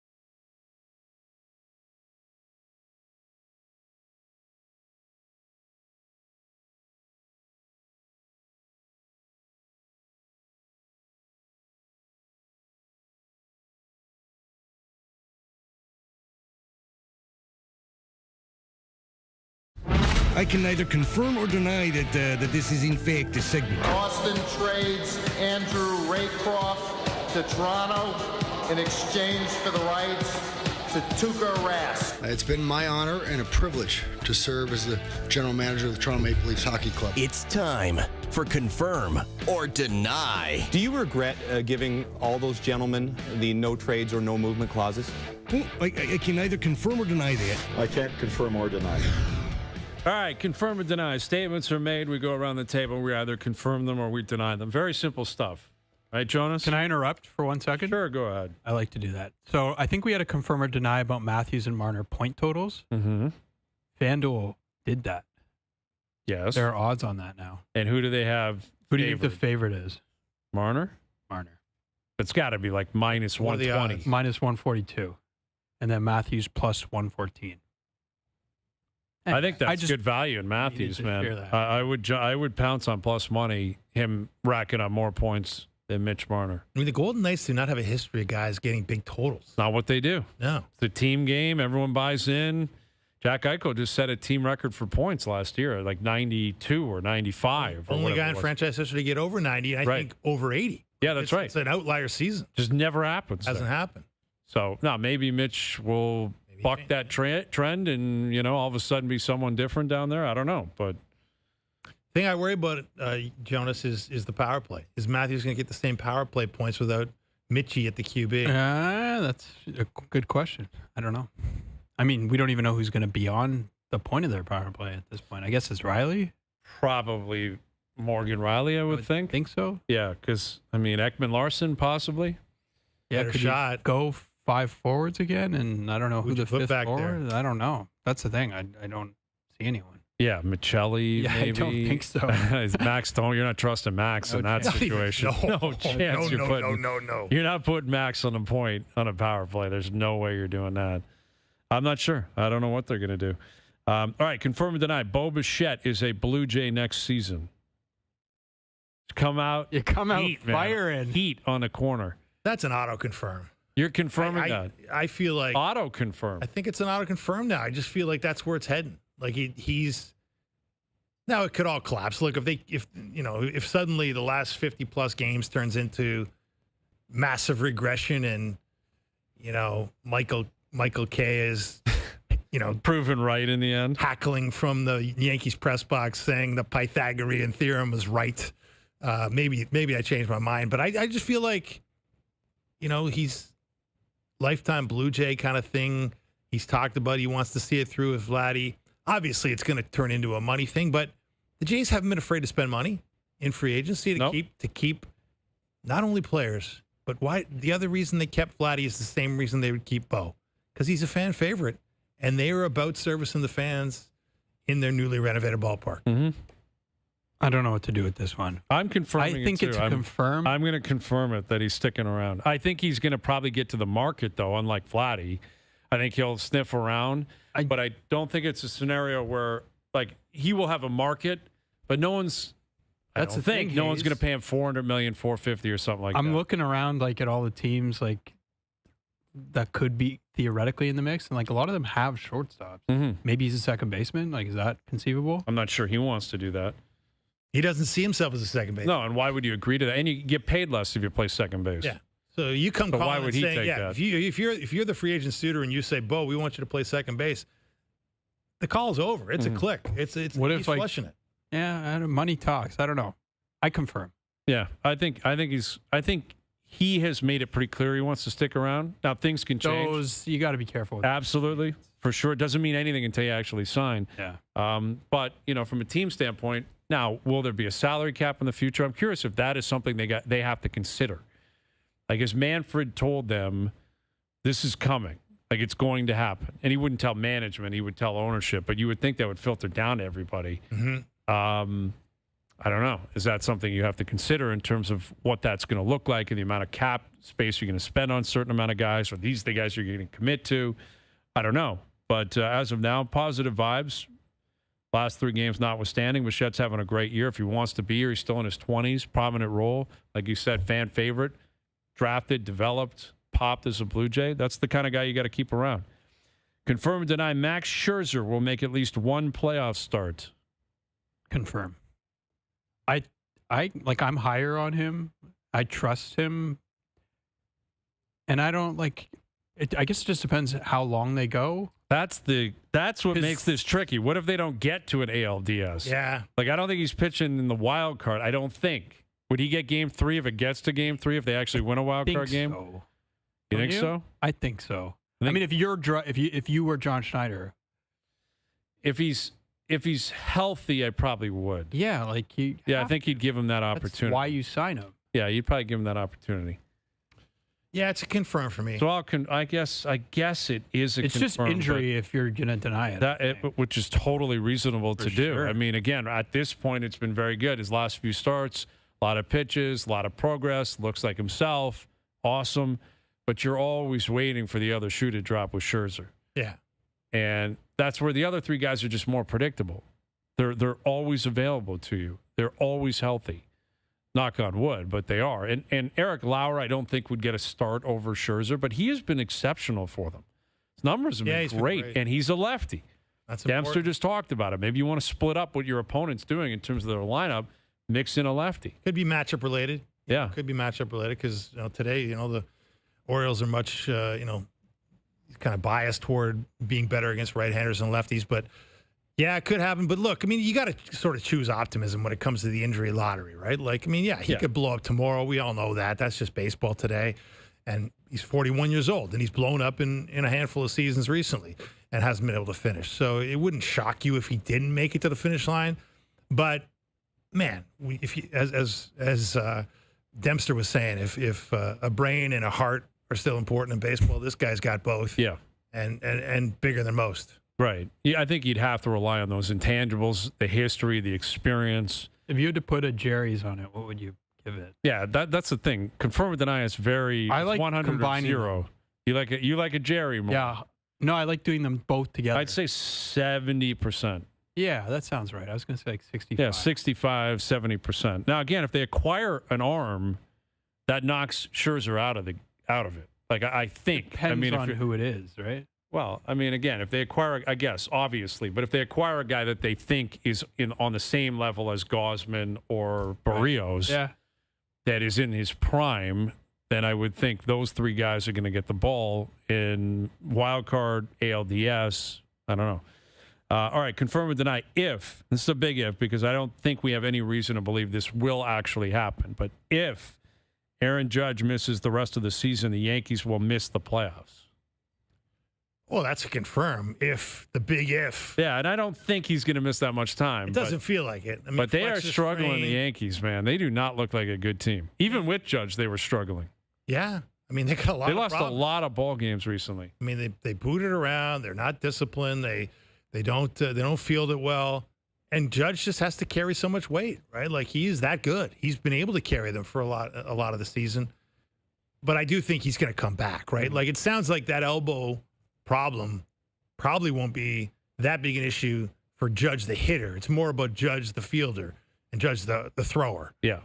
So what that means, obviously they don't, Stanton playing in the field isn't ideal for them. That's a bigger problem. That's a huge problem. If they got to make Judge a DH, they'll make Judge a DH. Let's be honest. Mm-hmm. Well, yeah, I'm confirming it too. And listen, even with Judge, I'm not sure they make the playoffs. They're only a game and a half up. But they're the first wild card right now. Yes, they are. But they're a half game up on Seattle, a game up on Boston, a game and a half up on Texas. So that's the thing. Like, who do you like more than them? I kind of like Texas. It's not even about liking. It's just I don't really like the Yankees either. No, like someone has to take I know. I get it. I get how it works. But I'm saying it's not as if like the Yankee case is some great case. Yeah, I guess right. I'm just saying I see a lot of equality there. And maybe it is Texas, who has been a lot better recently. And, has a plus 72 run differential, if that's something that interests Yankee you. run differential? Pretty good, 93. Pretty good. Yeah, Well, pretty good. And the Yankee case may change by Thursday, right? You got to think they're going to be awfully aggressive here. Yeah, they probably have to be regardless of what's up with Judge. But I think they know he's going to be back in a couple of weeks.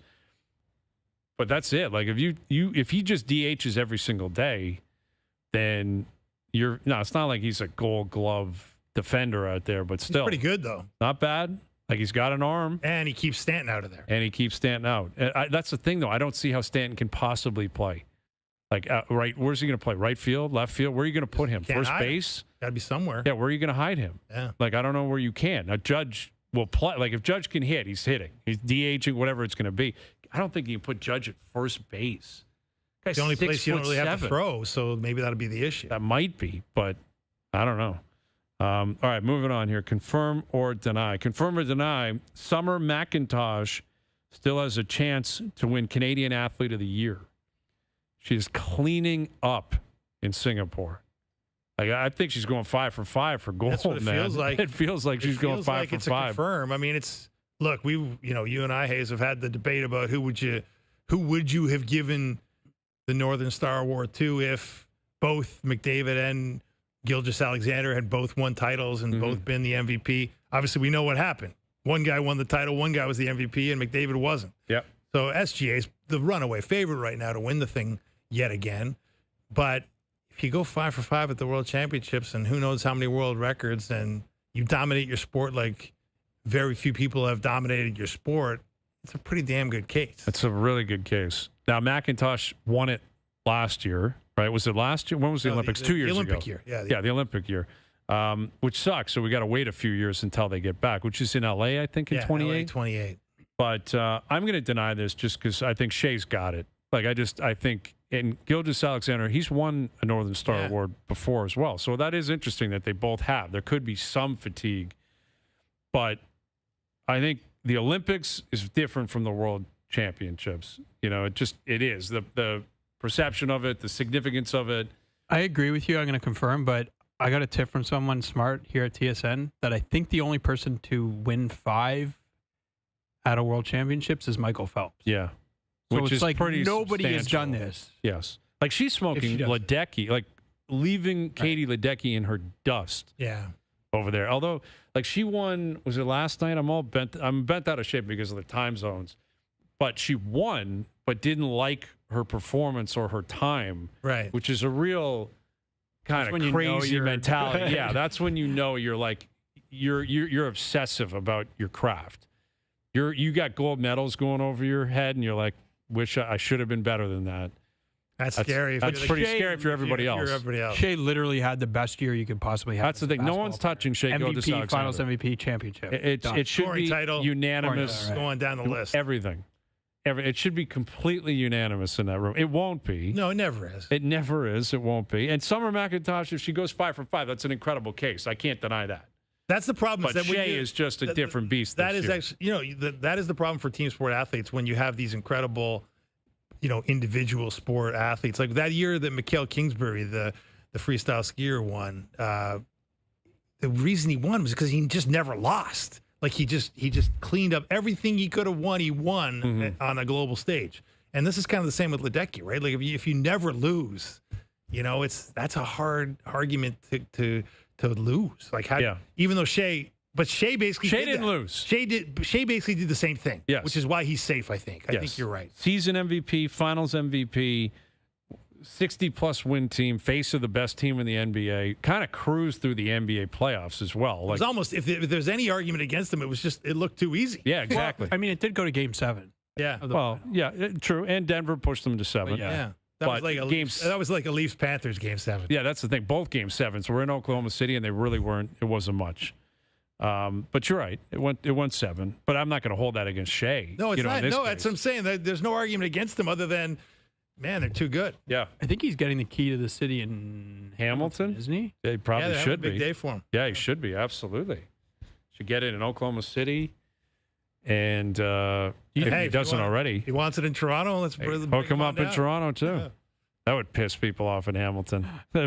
claim him. Just forget it. We're going to claim him. He's actually from Toronto, or the greater Toronto area. Our key actually opens something you want to step into. Yeah, exactly. You might actually want this one. All right. Moving on here. Confirm or deny, Bobby Webster will be the next president of the Raptors. Something we talked about earlier this afternoon as well. What do you think, Jonas? I think deny. I don't really have a good case, but it feels like if they were going to do it, they would have just done it. No? Right, like almost an immediate transition. Like Yeah. Masai's out, Bobby's here, he's going up. Yeah. You know, and they kind of did that when they let Masai go. They announced We're going to also- search for someone else, but he's a candidate. and furthermore that the whole staff has been re-upped and we're committed to these guys because I don't think it was short term. Yeah, but they got a boost in money and Yeah, a little they bit got of short term, right? extensions, Okay, i.e., 1 year. that's all they got. Yeah. But then you know what's Okay, so I'm not sure what Can I that's just worth. sidetrack or take us on a side street? Yeah, sure. Doesn't it just create a weird dynamic if like you hire some president externally and now the president hasn't hired the GM and it's like Yes. they're like That's what they're figuring out. Like, are we going in a completely different way?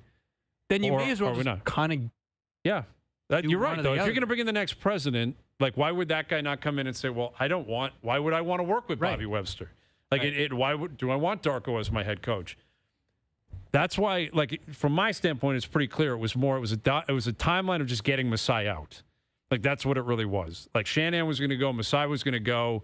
It was financially triggered or motivated from Rodgers' standpoint.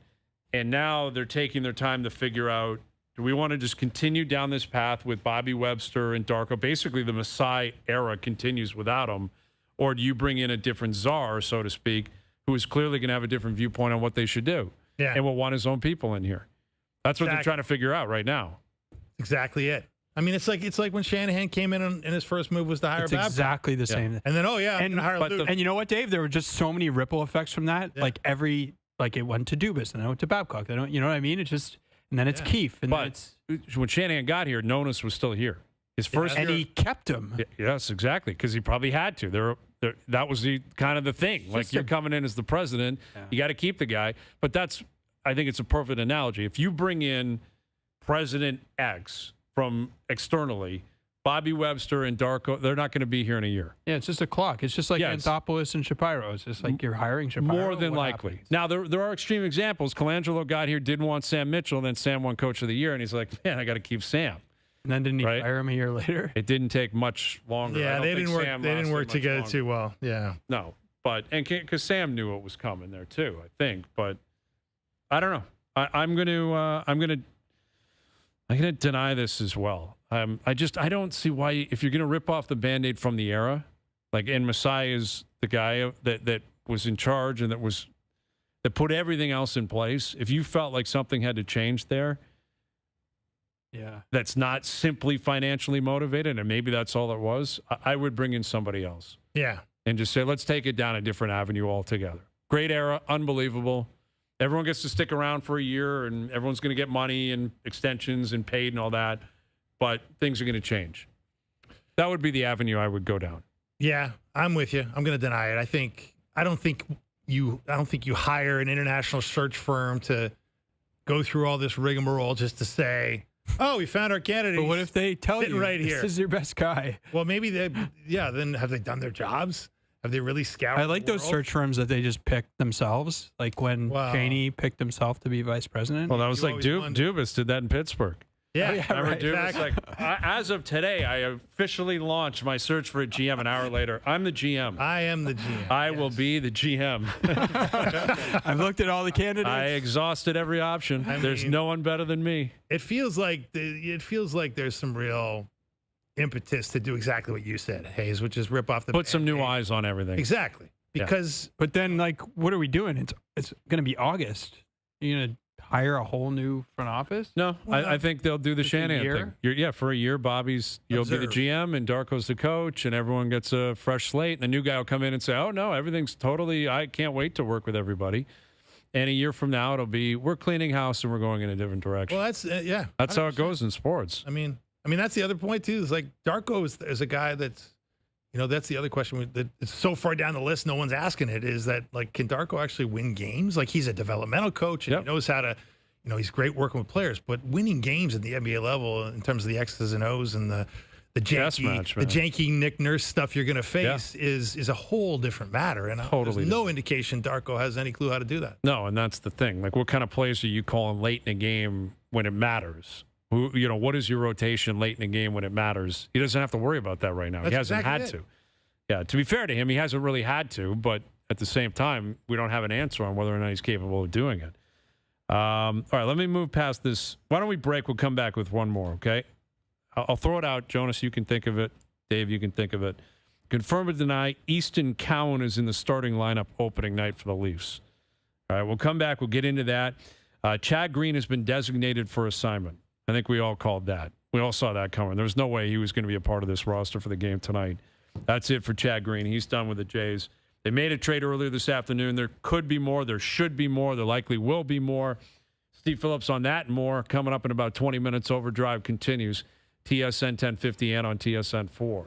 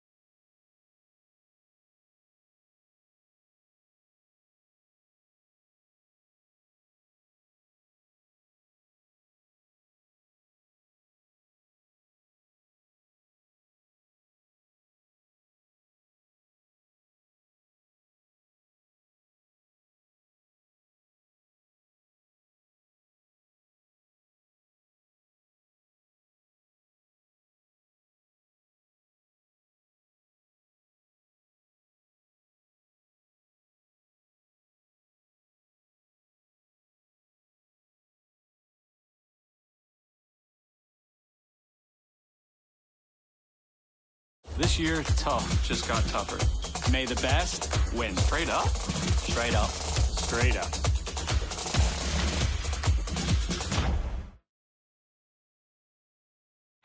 Now, back to Overdrive with Hayes, Noodles, and the O-Dog. Let's get down to business.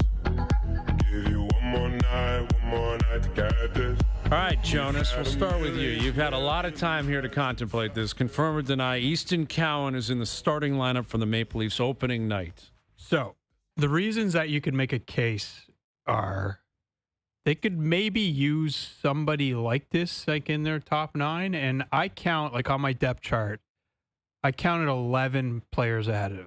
Now, that didn't include Kampf. That didn't include Yarncroc. That didn't include Robertson. So I'm going to deny it because I just think there's too many people ahead of him. He's never played like for the Marlies. Like he's really young. He didn't look ready last year, not surprisingly. I'm denying it. I just can't see it as likely. Okay. I'm going to confirm it. I think wow. I think it's a no-brainer that they give him a try. I just feel like, he's a kid. Obviously, if they're not going to trade him, and this is a win or else type of situation they're in right now, Keith Pelly has said, you got to be on the pathway to a Stanley Cup. They're not fooling around anymore. They got to start winning rounds. Wait. Plural. Was he really saying anything different with that whole thing? Well, that's what he said, Jonas. He said you got to be on a pathway to the Stanley Cup. You got to win rounds, plural, not round. Okay. I think Easton Cowan helps. I'm saying if you're not trading, but my thing is, if you're Brad Treliving, if you're not trading the kid, you better be trying him out. Mm-hmm. If you're not trading him, you better believe he can help. Because if he can't help, trade him and get something that can. Yeah, I'm gonna confirm it as well. I do think Dave brings up a very good point that now that he's a pro, and even you mentioning it, like he's going to the Marlies, his contract is starting. Like his entry level is officially open for business. So there's no more 9 games, then you send him back. You give him a shot. Now, he's got to have a very good camp. Like, I think that goes without saying. If he shows up and he's not going to be out of shape, but if you're out of shape or out of place or you look very young or you look unprepared, but I don't think this is not the same as the clock is ticking on whether or not we send him back to London. If he's in the lineup opening night, plays okay, give him 4 or 5 games, it doesn't work, he doesn't have to go on waivers. You send him right down the street. Like, whenever you want, you can send him back down to the Marlies. So I think that actually makes it more likely that he will make the team out of camp and give him that opportunity because it's not pressure-based. It's not junior or bust-based. There's a lot of flexibility. He will, I believe, likely play games with the Marlies this year. Yes, he's young, but not that young. No. He got drafted 2 years ago. He's 20. He was just arguably the 20 like 2 months ago, 3 months ago. So what? 20 is not like it's a young man's game. I think it's more 20 is not crazy. He's one of the best players in the CHL the last 2 years. It's numbers to me. Like, there's just too many people ahead of him. I know, but are they better players than him? Like, numbers is one thing. Are they better players than him? Sometimes doesn't matter. Because you have options, as you know, with players. Like, are you going to just waive a player to keep him? Like, when you're like, maybe you're right. Like, there's a chance he'll have to be awesome at camp. Awesome. But there's like a spot, like I have Calle Yarncroc in like the third line right wing spot. Could he out-duel Calle Yarncroc? Sure. Yeah, and maybe Yarncroc won't even be here. And maybe he's not on the team. Exactly. But like, where's Robertson? Like, Robertson is where's Joshua? Things. Where's Michelli? Like, where are all these guys? Where's Domi playing? Like, I don't know. But he's got to go and beat those guys out. Like, and if he can. I just don't have evidence or a lot of evidence is that that's likely to happen. Like, best player in junior hockey. Yeah, and I watched training camp last year, and he looked like he was not close. And now the year before he had a great camp. Yeah, the year before he had a really good camp at the begining of camp, and then sure, okay. He's got him. Yeah, I'm just saying. I get it's what a you're year saying. later, and he's older, he's more experienced. Like, I like putting a percentage. I'll put it like 25%. Okay. That's fair. reasonable. No, look, I'm not saying it's a not lock, 100%. But I'm saying if I had to choose one or the other, I'd choose yes. He's going to be there because, again, I don't see what the point is of keeping this asset. It's not about that. It's like you pick a team and like you have players ahead of him. Like, yeah, but you can't let him languish. You got to. It's not languishing. He's never played in the AHL. Yeah, he needs seasoning. Like, yeah, I don't know. Listen, maybe he's ready. Maybe right? he's ready. Like there are guys like Seth Jarvis walked right in. Wyatt Johnston walked right in. There have been countless examples throughout the league. It doesn't generally happen here where guys are 18, 19, they step in, they never look back. And if he is ready, he could solve one of Brad Treliving's stated problems, which is adding another top 6 forward. Okay, now we're talking. Dave. Now, all right. Now we're in hot. More on that into the next hour. Well, you're wishing the kid can't play? Come on, Jonas. I'm not saying Be that optimistic. At all. Okay. All right, hour 3 coming up. OverDrive continues. TSN 1050, soon to be up on TSN 2.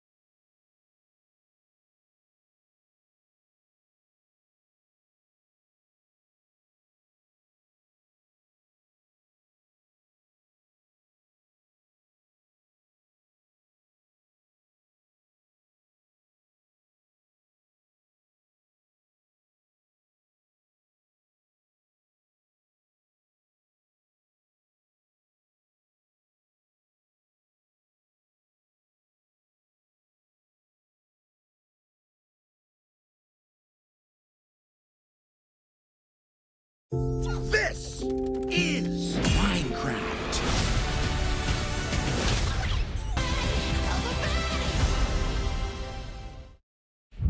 This is OverDrive with Hayes, Noodles, and the O-Dog on TSN 1050. Put some miles on it. Back of the Chevy with at the end. Final hour overdrive continues, powered by FanDuel, bringing you everything from the opening line to the final score. Brian Hayes, Jonas Siegel, Dave Festruck. We got Steve Phillips here in a moment. The Jays acquiring Sir Anthony Dominguez, right-handed reliever from the Orioles earlier today for a prospect, and they also designated for assignment Chad Green. That's it for Chad. It's been an ugly season for Chad. That was maybe the lock of the century, that he wasn't going to make it to the second game of the doubleheader after he got rocked again today. He just gives up more home runs, more runs. Can't trust him. You can't pitch him anymore. No. Had to happen. So Dominguez comes in, and Green is out. But that will not be the last we hear of Ross Atkins. More moves are coming. It's just a matter of who they acquire and when it happens, because they got another game tonight, and they got pumped this afternoon, 16-4. That's 3 losses in a row, ugly pitching performances, and you want to be the best team in baseball? Okay, you get your tires pumped when you win. But when you lose, and especially in the fashion that they've lost recently, you better stop the bleeding quickly. Like, that's all I can say about it. I knew it was coming. We all knew it was coming. You're going to lose games. Things are going to go awry. It happens. They'll run into some injuries. Maybe the morale around the clubhouse is a little bit different now, including with trade deadline right here, and you're wondering which guys are going to still be here as of Thursday night. But you can't let it slip. No. You got to get back on the horse here and get cooking. Big time. Got to win tonight. Big time. Eric Lauer, big start for him. And you got to win without some key pieces, right? Yeah. You got to win without George Springer, who's not going to be in the lineup after taking that 96-mile-an-hour pitch off the helmet last night. You got to win without Alejandro Kirk, who's arguably been your MVP to this point in the season. It's not going to be easy, right? This is a kind of gut check moment for the Blue Jays. Big time. Yeah, Kirk out. Springer won't play tonight, or will not be in the starting lineup. Can I bring some positivity? Yes. I think one of the things we haven't talked about enough, probably in the last couple of days, understandably, Vlad Jr., since the All-Star break, has looked pretty good. Mm-hmm. Yeah. And if that trend keeps going up, that's something they didn't have in the first half, obviously. I don't know. I just like the way he's come out of the break, and they're losing, so all of a sudden that kind of loses some of its steam. But that was maybe our biggest question of the second half, and he's come out and kind of hit. Yeah, I agree. And listen, that's where my focus goes. They've had depth. They've had a lot of depth, and it's shown up for them, and that's why they're in the position they're in the standings. And I have faith in these guys who are kind of coming in and out of the lineup based on who's on the mound. But who has been bookending Vladdy and Bichette recently? It's been Springer and Kirk, and they're not available. So you're going to have to fill those roles with Barger's going to bat cleanup tonight, something he's done a lot. It's interesting that they're batting Bichette second because he's had so much success batting fourth. But I think it's just placing more of an emphasis on those two guys. Yeah, basically. Well, and you want him getting more at bats. Yeah, right? But you're basically guys were without the other two vets who have been so consistent. Yes, we'd like to consistently rely on Nathan Lucas, and we need Lou Perfito if he's healthy to play, and Will Wagner, and Heineman's in, and we'll see what he's got. But really, you bring mainstays out of your roster or out of your lineup, you got to focus on your stars. And Vladdy and Bichette have got to have an outing tonight. Yeah, this is a next man up situation where you need, and the next men should be the big guys. It should be the big bats. It should be your leaders, and these guys have to be the leaders. We're just talking about, you just gave Vladdy $500 million.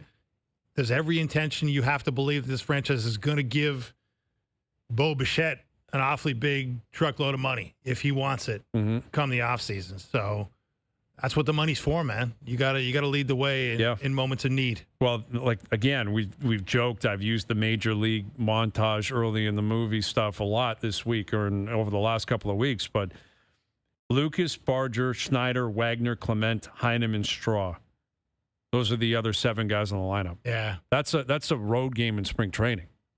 We're driving down to Fort Myers and playing the Twins, so we're bringing these guys. And again, it's changed because of the way they've played. Barger has been a stud. Lucas has been great this year. Clement's been outstanding for them.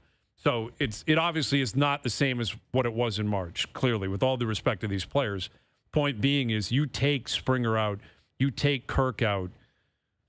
It's Bichette, Vladdy, and a bunch of guys who have shown up this year and played really well. And, it's kind of crazy that they're in the position they're in when you consider that. Absolutely. Because they've relied on Lucas and Barger and Wagner and Clement, and Straw's been good for them defensively, and he's had some big hits. Yeah, no, really good. But I mean, and it was good. Maybe the one silver lining out of getting drilled today was that Barger hit a home run because he'd kind of been flagging a little bit lately. Yeah, and been kind of the same guy. Yeah, and that's going to happen. You're going to have your stretches where you can't find it. But with this group, there's guys in this group that if they have a stretch where they can't find it, you start thinking, is it that they can't find it, or is that who they really are and they're coming back to earth? It's always the concern. And again, that's a glass half empty type of approach, but it's a reasonable one. Like what is going to happen here the rest of the way with Addison Barger, with Nathan Lucas? Like you throw Lauer on the mound tonight. Like honestly, Bichette's hitting second, Vladdy's hitting third, and then it's Lucas, Barger, Schneider, Wagner, Clement, Heineman, Straw, Lauer on the mound. Yeah, and it's like you got to win tonight, boys. You got this. You guys have to drag them out of a 3-game losing streak that's been pretty ugly. So it's kind of an indication of where they're at, but also a compliment to these guys and their depth, because I feel pretty good about them getting off the snide tonight. Here's Steve Phillips, our TSN baseball insider. How you doing, Steve? I'm doing great, guys. Good to be with you. Yeah, great to be with you. I guess we'll start with the addition and the subtraction for that matter. Sir Anthony Dominguez is acquired from the Orioles by the Blue Jays, and Chad Green designated for assignment to make room for him. What do you make of those moves by the Blue Jays? Yeah, I'm not surprised. Green has not thrown well over the last couple of months, and was finding too much of the heart of the plate, give up another 4 today, and so I'm not surprised by it. I like Sir Anthony Dominguez. He's got a good arm. Now, for me, though, he does walk a few too many. He's been able to keep the ball in the ballpark. He can get swing and miss. He doesn't give up a ton of hits, but, he can bend a little bit. So, there's a little cardiac kid to him where he might put some runners on, but he's got swing and miss stuff to get out of it overall. So he's effective. He's an upgrade, but, he's not the end-all, be-all upgrade. They've got to get more out of that bullpen than just Sir Anthony Dominguez. So I like the move. I need him to throw strikes. Like, that's got to be the MO for him. Get in the zone. He can't walk, 4.5 per 9 innings, and you've got to really attack hitters and go get them. But he does have a good arm, and he does improve the pen. So what else do they need to do, Steve? I mean, Hayes and I have been sitting here talking about the need for at least one more bullpen arm. Jonas here is saying they need a starter as well. We had Ryan Dempster on pointing out that Lauer being their only starter with a left-handed delivery is also a factor. They could use another left-handed arm in the rotation if they had that luxury. If you're sort of ranking those priorities, where does your ranking lie?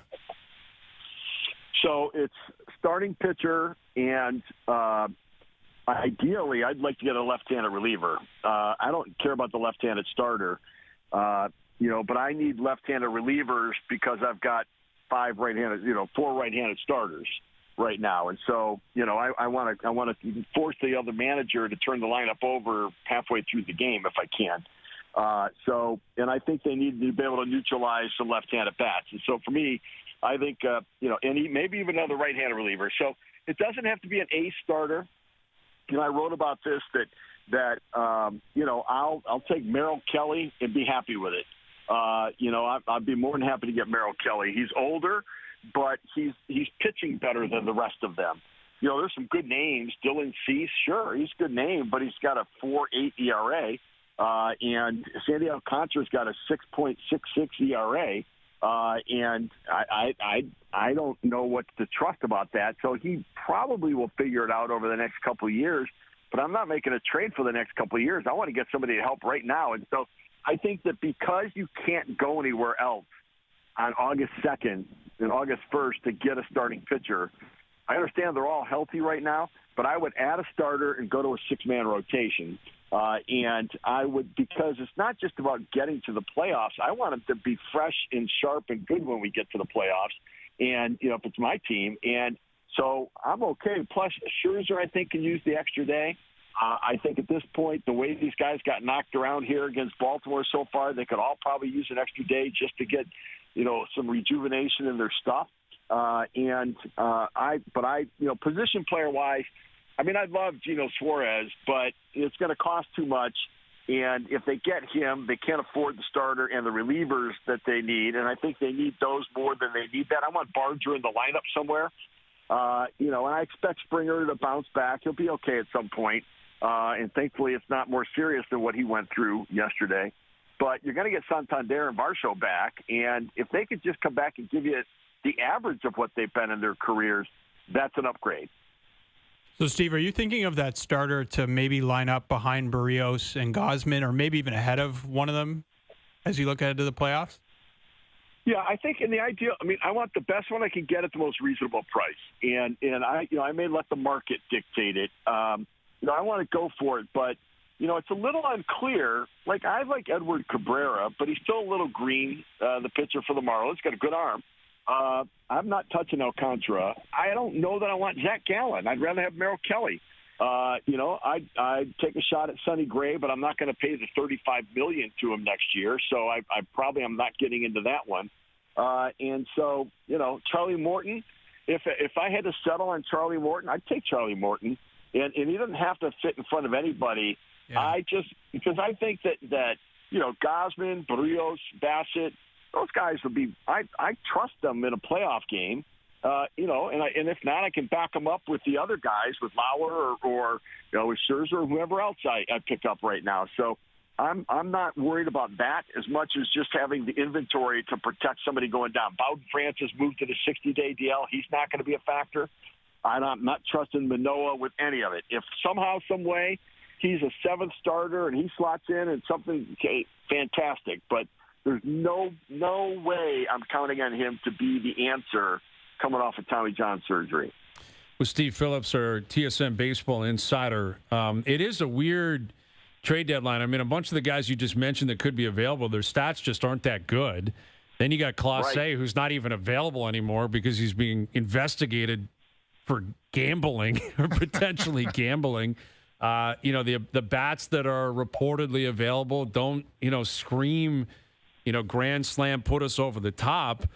So, what is reasonable to expect in terms of the shuffling of the deck or the chairs, so to speak, Steve, by Thursday night? Do you expect one team to do so much damage before the trade deadline that they skyrocket above everyone else? Or do you think it's going to be very muddied waters as of Thursday night, kind of like it is now, because there just aren't that many great options available league-wide?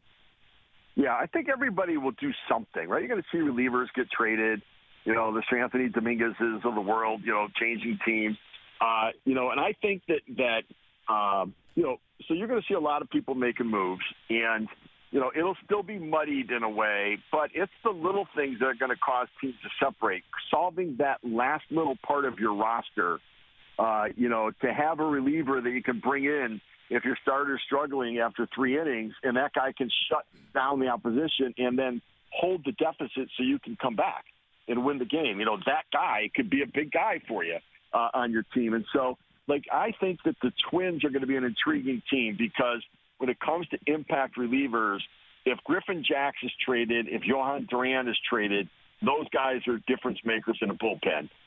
If Ryan Helsley's traded, that's going to make a difference. And, I saw Jeff Passan on ESPN reporting that the Jays were still in Griffin Jax, Ryan Helsley, Phil Maton, and I think one other. And I don't hear any left-handed relievers in his list. And so, Danny Coulomb with the Minnesota Twins has a .65 ERA this year. He's been nearly unscored upon.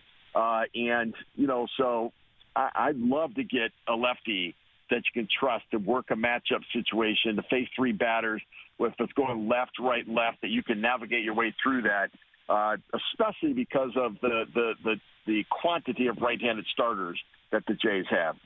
So they obviously do get the right-hander, Sir Anthony Dominguez, Steve, and kind of an interesting circumstance to the trade because it's finalized between games of a doubleheader in Baltimore, and we're seeing some of the social media video of Sir Anthony Dominguez leaving the Orioles clubhouse and walking down a long hallway to his new clubhouse in the visitors' room with the Blue Jays.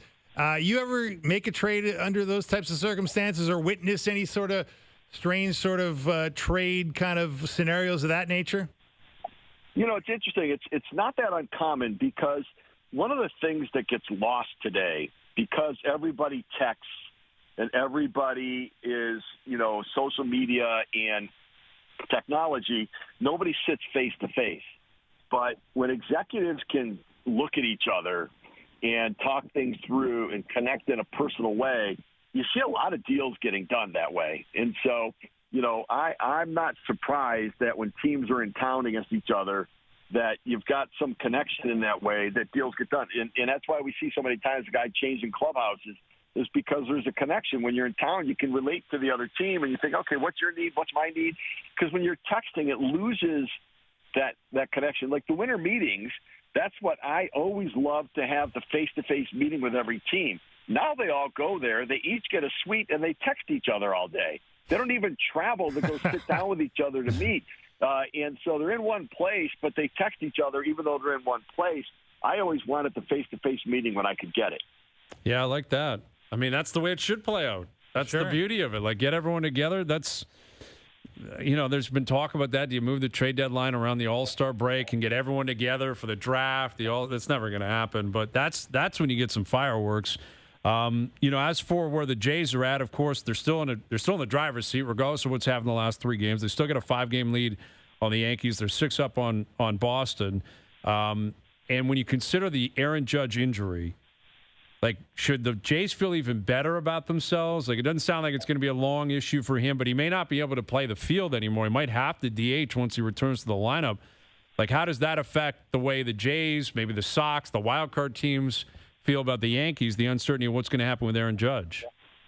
Yeah, I think it's a big deal. I do. I know they're saying that it's, it's not the ligament, it's the flexor tendon.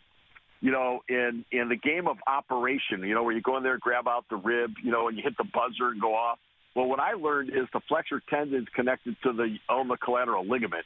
And when one of them's affected, I know they're saying that structurally his ligaments sound.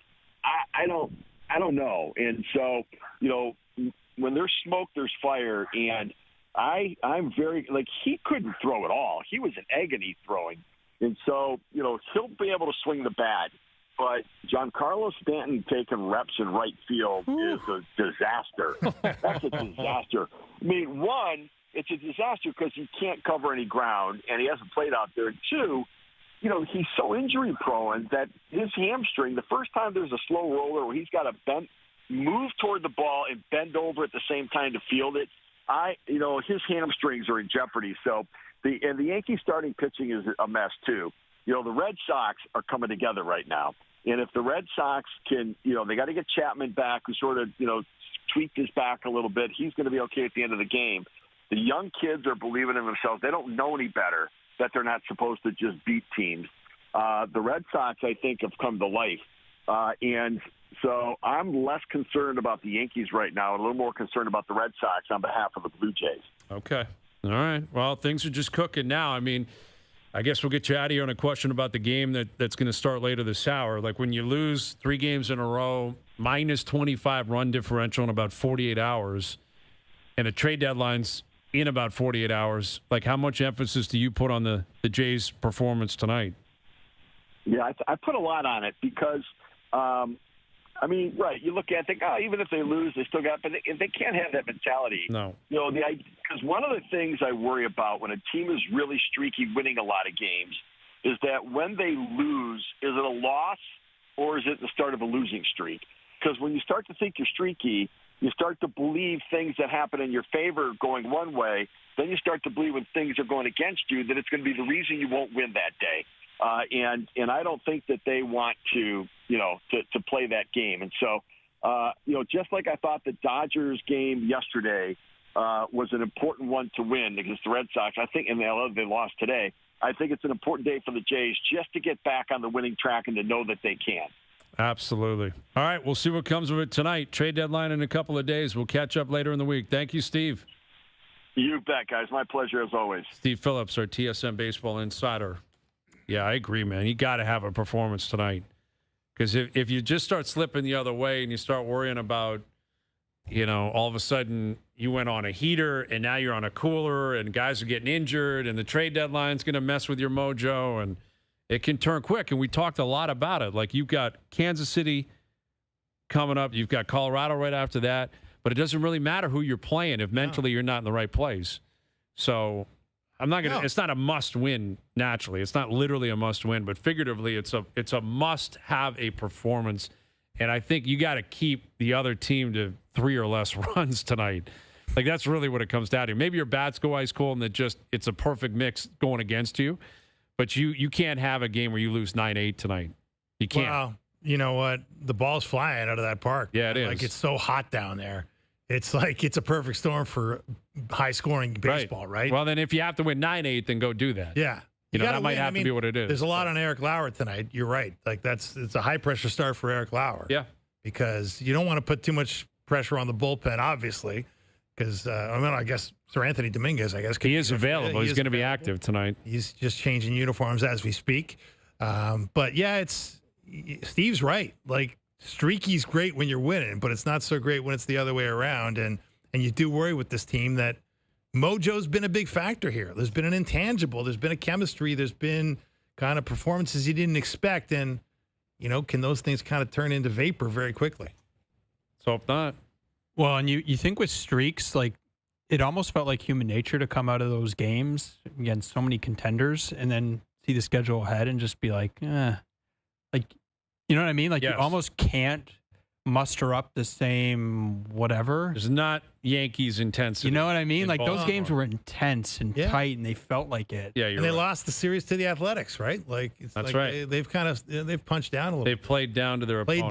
Played down. That's valid too. The human element. Like, you look at it and it's like, hey, we can beat anybody. We got Baltimore. The next thing you know, it gets away from you quickly. Yeah, and Baltimore's had an underperforming season, so they're looking for some consolation down the stretch here. And guess what? They can hit. They got it. Yeah, exactly. The last few days, they've got it. They still have talent, right? Like, yeah, they're not. Yeah, Colorado. They've had some injury problems. Pitching has been a big issue for them. Yeah. And again, the Jays are getting some offense. Like, I think they had 11 hits this afternoon, but you can't compete with giving up 16. Like, they had their backup catcher out there floating balls in to close the game out, and their third string catcher out there, Ali Sanchez, doing that. All right, Trey Wingo coming up. Best Bets powered by FanDuel a little bit later in the hour. Overdrive continues. TSN 1050 and on TSN 2.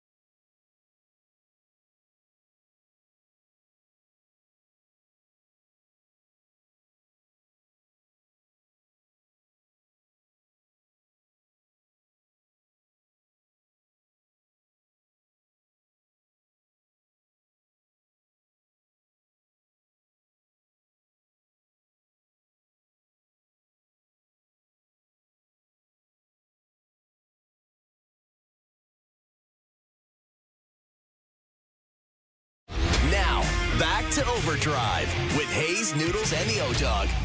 Take my breath away and make it last forever, babe. Do it now or never, babe. Take my breath away. Nobody does it better, babe. Bring me closer. All right, Best Bets powered by FanDuel a little bit later in the hour. Jays Orioles tonight. Trey Wingo coming up. NFL camps obviously off and running now. I mean, everyone's in camp. There's injuries starting to pile up, which happens every year. You just want to get through training camp in every sport, but it seems like in the NFL, man, it's like contagious. Yes. Guys just start dropping like flies, and then you're just waiting for big names and quarterbacks to go down, and it's the worst, especially this early into camp. Stafford is like out for a week with a back injury. I'm like, yeah, that's concerning. That's concerning. Yes. That's what I'm saying. An older guy, it's already starting to add up, and yeah, that's where it gets concerning. You hear about different guys. Isaiah Likely, I think, left the Ravens camp today on a stretcher. Mm-hmm. Although Fields left on one too, and then a day later they said it'll be okay. So you never really know. But training camps, there are jobs up for grabs, and we'll catch up with Trey in a few moments. And I guess the next training camp in Toronto will be the Maple Leafs. I guess they're next up. Right, Jonas? Do you have your list, your mock lineup for opening night? I know Easton Cowan is not included in that. No. But do you have your kind of 12 forwards, 60, 2 goalies? You know what's coming on opening night? I have like a depth chart of everyone, but in like rough places. So like if you go through it, like they have a lot of holes where it's like who's going to play there. So like their first line is going to be Nyes Matthews, and then it's blank, a big question mark. Tavares Nylander, big question mark on left wing. Mm-hmm. Nicholas Waugh, third line center. Bobby McMahon, left wing. Yeah, Bobby has a lock in there. That's in pen? Oh, I don't know. I don't think Bobby's or he's on the all. right wing. I think that you told me that, and I just like I almost wanted to run through the wall. How is Bobby McMahon, he who didn't score for about 3 on the months, team in goals? Yes, he hit 20 goals. Did he score any more beyond that? No, but literally nothing. But literally after that. nobody they added can score. That's not true. Who can score? 2 years ago, Joshua had 18. That's no different than 18. McMahon this year. Yes, no, I understand Shooting that. 20. McMahon had, what was his shooting percentage? When he got red hot, everything was going in for Bobby McMahon. Fair. Right? I'm just saying. But they do not have enough guys that they can. McMahon is on the team. Like, come on. Let's not be crazy. I'm not convinced he's going to be their opener. 100% on the team. Whether you want to put him in the lineup or not, like, whatever. Here's the thing. He's going to be. Jonas, sorry to use you. Yeah. You guys are a terrible team. I don't know. How does it feel now? Usually you guys try to take me on all the time. Not to bully, insane. Not to pile on 2 against 1, but let's do it anyhow. Craig Berube loves Dakota Joshua. That's cool. He played for Craig Berube in St. Louis. He's a Craig Berube type player. Bobby McMahon is not a Craig Berube type player. Really? He's a not. Big, physical, fast winger? He doesn't play physically. He doesn't play big. Doesn't play as big as his credentials might suggest. But like, yeah, no, I hear you. But listen, he was inconsistent last year. He had an okay year. He had a terrible stretch when he was awful in the playoffs. 100%. Agree with you. He should have come out of the lineup. They needed him, and they didn't. Like, we can argue about this all the time, but they scored 2 goals in their last 3 losses total, and they didn't add anyone who like for sure can score. They added maybe Michelli can get you 15 goals. Waz probably going to get you 15 goals. Joshua is probably 10 to 15. Easton Cowan might supply something if he plays. Maybe, but if he plays, I mean, that would be an expectation that he will. When I look at the roster construction, I ask, why do they need to add people that can score goals when they have Austin Matthews, who has got 1 goal outside of the first round of the NHL playoffs in his career? You're right. He needs to score more, but so do others. Like that's reductive. It's not like it's. No, I'm just saying, like, it's part of like a big. One picture. of the reasons they don't add and they can't add is because they don't have the option to, because their money's committed to guys who are supposed to do it. They were going to sign Marner. If they could have signed Marner, they would have signed Marner. That would have cost them. He can't score either. Yeah, he couldn't. He wasn't the answer either. The answer is just to add no scoring to counteract the scoring problem. You just said there's guys that they haven't proven that they can score. One of those guys would be Bobby McMahon. So it's not like McMahon can put his hand up and say, "I'm guaranteed a spot." He's making $1.3 million. He wasn't in the opening lineup opening night. He's gone. I'm not saying he would necessarily be on waivers. Big question. A, they might trade him. B, he just may be the 13th forward. I mean, that's possible. At 1.3, you don't need to play a guy like that. That is like up the left side, you got Nyes, Joshua, probably Lorenz. Okay. Probably Lorenz. And I think Domi's probably going to play. On your third. No, I'm saying there's 4 guys who can play on the left side on opening night. That's who can play on the left side. You have 4 left wingers. What about like Michelli? Okay, he might play on the right side. Sure. I'm just. He's probably. I'm just not nearly as committed with Bobby McMahon as you are. I just think he's better than most of the other forwards that they have. I liked him at times last year down the stretch. It was really ugly in the playoffs. It was really ugly. They're not committed to him. You know, he's all right. Is Nick Robertson going to play over him? No chance. You don't think there's a chance in the regular season, Nick Robertson, if they need goal? Who do you think can score more last goals? Season, Robertson didn't play. Who can score? Who do you think is a better goal scorer? Well, statistically, McMahon, because he scored more than Robertson last year. Although, granted more opportunity per game. Yeah, but like Robertson doesn't play. Like he played 12 minutes a game. Like he just. I'm not saying they're committed to him either. I'm just saying I think Bobby McMahon is closer to the Nick Robertsons than the Matthew Nyes. I think you're overrating the players, especially since they brought in overrating. Yes. Overrated. I think you're overrating Bobby McMahon. Okay. Thing is, I'm not overrating him. I agree with a lot of what you're saying. Okay. Except that he's not going to be in the lineup. But the other factor is, Jonas, is that when you bring in, you're going to be inclined to give the new guys more of a shot than the guys you already know. I don't know. You're going to be inclined to give Michelli more of a shot. You're going to be inclined to give Joshua more of a shot. You're going to be inclined to give Wah more of a shot. The coach doesn't care about that. The coach is going to like take one look at these guys at training camp. He'll decide what he likes, what he doesn't, and like that's how it'll go. And they'll have to change his mind. Right. And my point is that he's already had question marks about Bobby McMahon, and they got Joshua in part because he's a Berube kind of guy. I agree with that. Yeah, sure. Can we call like Jeff O'Neill or Noodles or something? No, listen, I don't know. We'll see.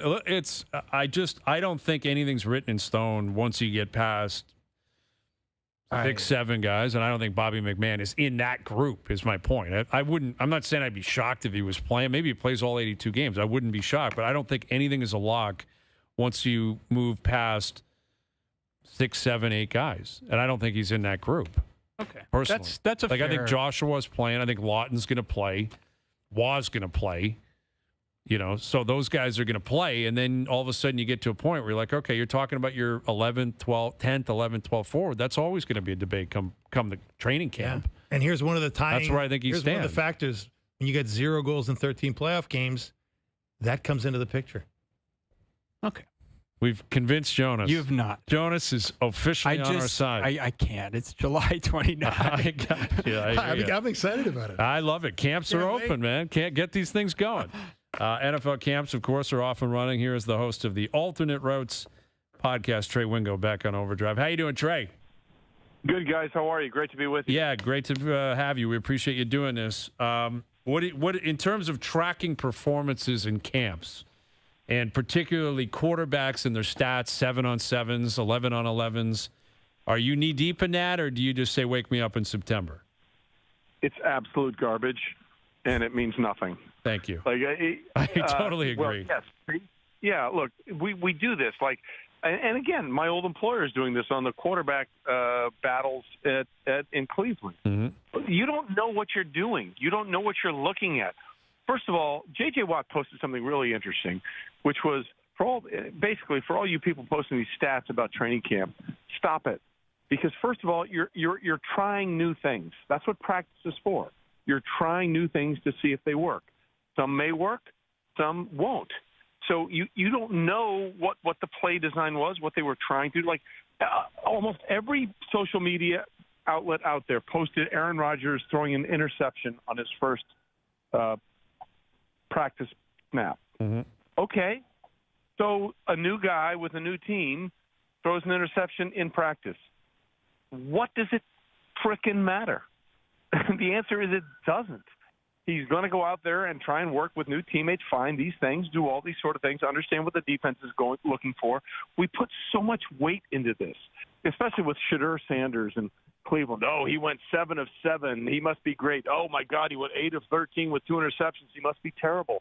You don't even know what the coaches are actually asking the players to do. You have no idea of any of this. You're just throwing up raw numbers to support whatever argument you want to have to begin with. So I put no weight in that whatsoever. I put weight in what the coaches say. I put weight in what the players say. And I'll give you an example. A few years ago, when Zach Wilson was still the quarterback of the Jets and he went down with an injury, Garrett Wilson said the quiet thing out loud. He basically said, yeah, because Joe Flacco was their backup. And he said, yeah, it's going to be difficult or different dealing with Joe versus Zach. Joe throws a much more catchable ball. And that really caught my attention because what he was saying at that time frame was Zach throws everything hard, super fast, and you either catch it or you don't. And, you got to have as a starting pitcher, you got to have a fastball, you got to have a changeup, you got to have a curve. And what he was saying was that Joe had all of those things, and Zach hadn't learned that skill set yet, and he might never have that skill set. Those things interest me way more than raw numbers of what someone is or isn't doing in camp because you have no idea how to put those numbers in context.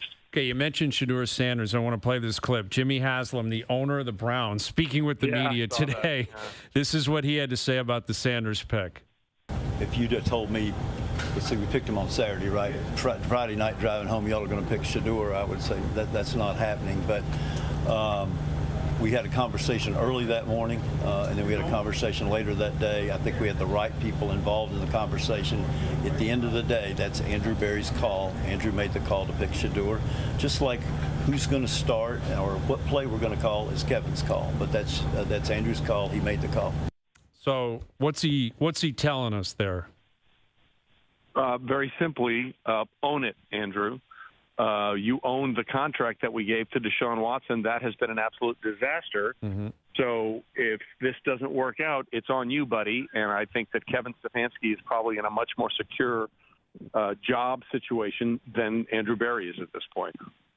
That's what I take away from it. Yeah, I take away something similar. I don't know how often owners are unless you're Jerry Jones, but go ahead, Dave. Well, yeah, the funny thing about that press conference is that because the Browns have a couple of first-round picks in next year's draft, Trey Haslam was asked about the idea that Arch Manning, who's only going into his first year as a full-time starter down in Texas at the University of Texas, might be on the radar of the Browns. So they're already talking about drafting another quarterback, and the guy they just drafted hasn't even played. I mean, it's a bit of a mess already, isn't it? Well, it's the Browns. It's always a bit of a mess. And let's be clear, you said the guy they drafted. They drafted two. Right. Okay, they drafted Dylan Gabriel in the third round, 2 rounds ahead of when they drafted Shedeur Sanders. And they signed Kenny Pickett. They have Joe Flacco, and Deshaun Watson's not going anywhere, even though he probably won't play this year because of the Achilles, because of how much money he's owed in that guaranteed contract, which is never going to be replicated in the history of the NFL. So the Cleveland Browns don't understand that you probably should only play one quarterback. And this is a big issue for them. The Browns, this is a lather, rinse, repeat situation. Nothing changes except the Browns making terrible decisions. Yeah, and it is interesting what we're hearing, and I'm curious what you're hearing, is that Arch Manning is intending on staying at Texas beyond this year. Are you buying that? Well, look, what do you see happening with him? I am. Well, first of all, I am because you can make a bleep ton of money in college, especially at a place like the University of Texas. Those alumni and boosters are so sick of losing every year to other teams in Texas, and that's why they made the jump to the SEC. He's probably going to make more in his 2 years in college than he'll make in his rookie contract in the NFL. And number two, let's just remember, Eli didn't leave early, his uncle. Peyton didn't leave early, his uncle. It's in the family blood to stay there and finish out your college experience. And, oh, by the way, you're going to be overrun with profits. So, yeah, I would, unless Arch Manning has one of the greatest years in the history of college football, which he might, I would be shocked if he didn't go back for another year at the University of Texas. Trey, I was enviously following your social media posts about a trip you recently got back from in our great country on the East Coast. Tell us a bit about your 81-hole journey across maritime Canada. Oh, absolutely, guys. It was my 5th trip up to Cabot. It's just one of the most special places in the world. We played the Cliffs course twice. We played the Links course twice. And then we also went up on an emergency 9 one afternoon on the Links course. It is one of my favorite. I'm very fortunate. I go to a lot of really great golf places. I'm not sure anything is better than Cabot. Now, we had picture-perfect weather. I mean, we got there Friday, and, it was in the 70s and a little humid. And just really cloud cover, so that was fine. Then Friday night we had some rain, and that lowered the humidity. The winds kicked up, but I mean, if you're going to play links golf, you want the wind to kick up.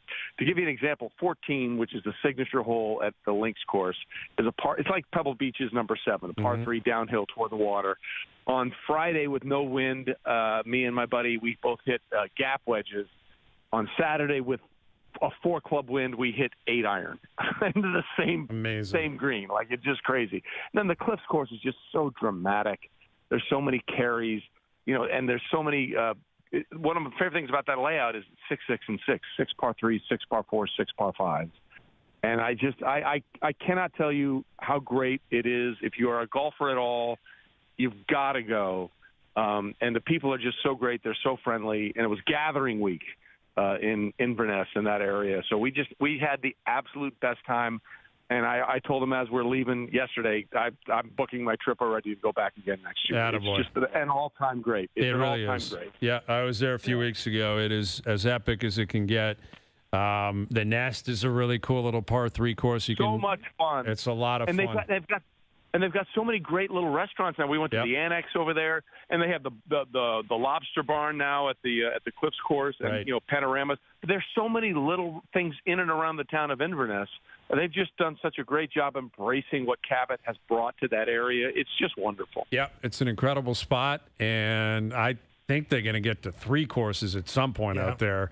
And plan. That's what I've been hearing. Yeah, that's what I've heard too. And if that happens, man, it brings it even more. To a completely different level. It's just an incredible spot. Awesome to hear that, Trey. Safe travels, pal. We appreciate you doing this. Thank you.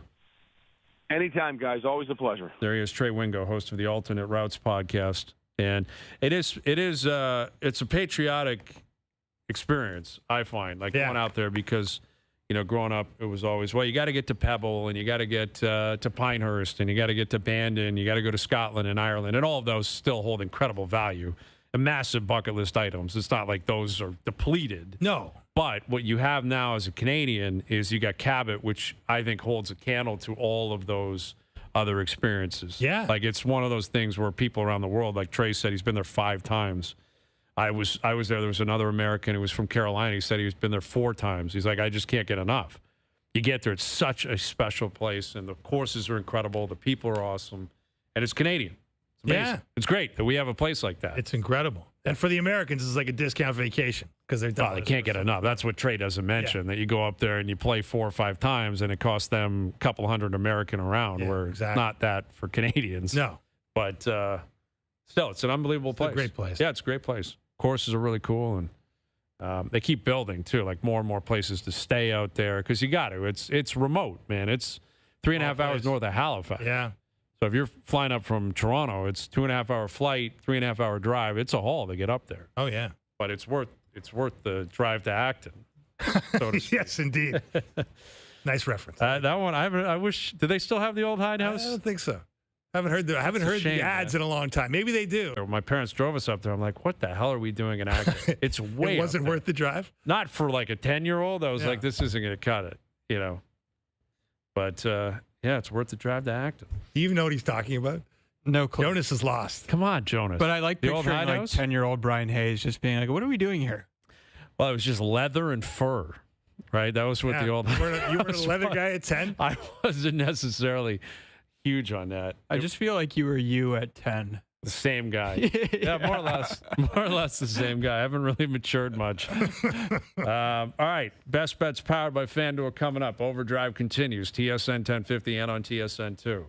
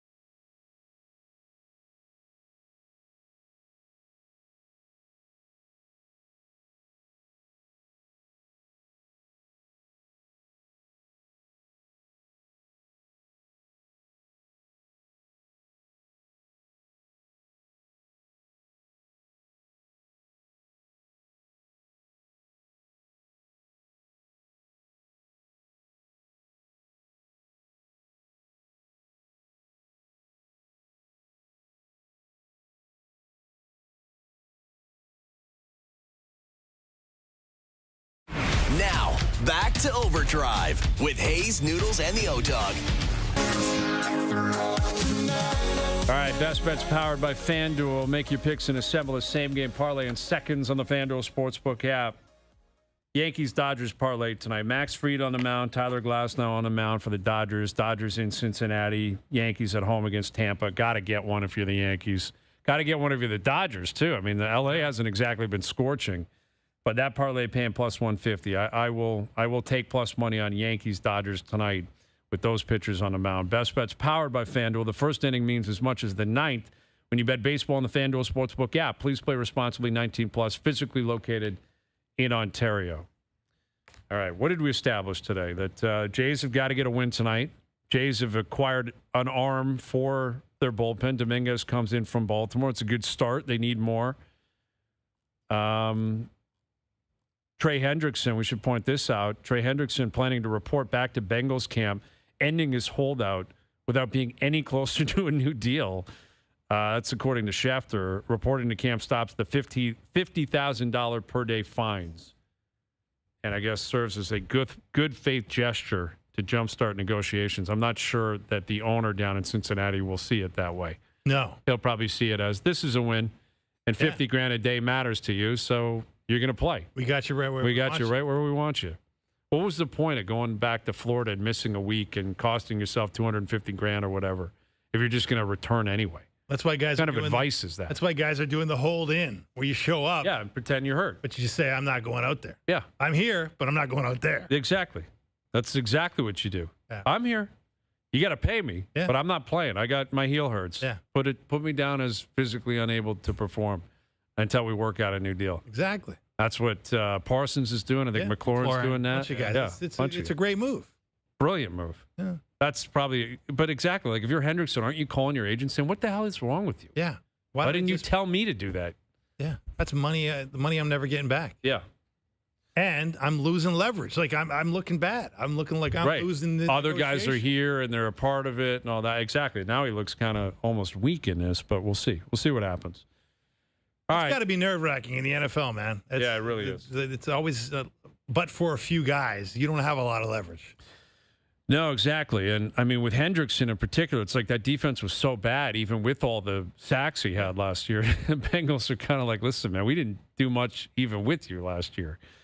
So, you know, it's such a different – it's just a different world. Like, guys just want to be paid wherever the level is that other players are being paid at their position, even if they have guaranteed money, even if they have a contract that's signed.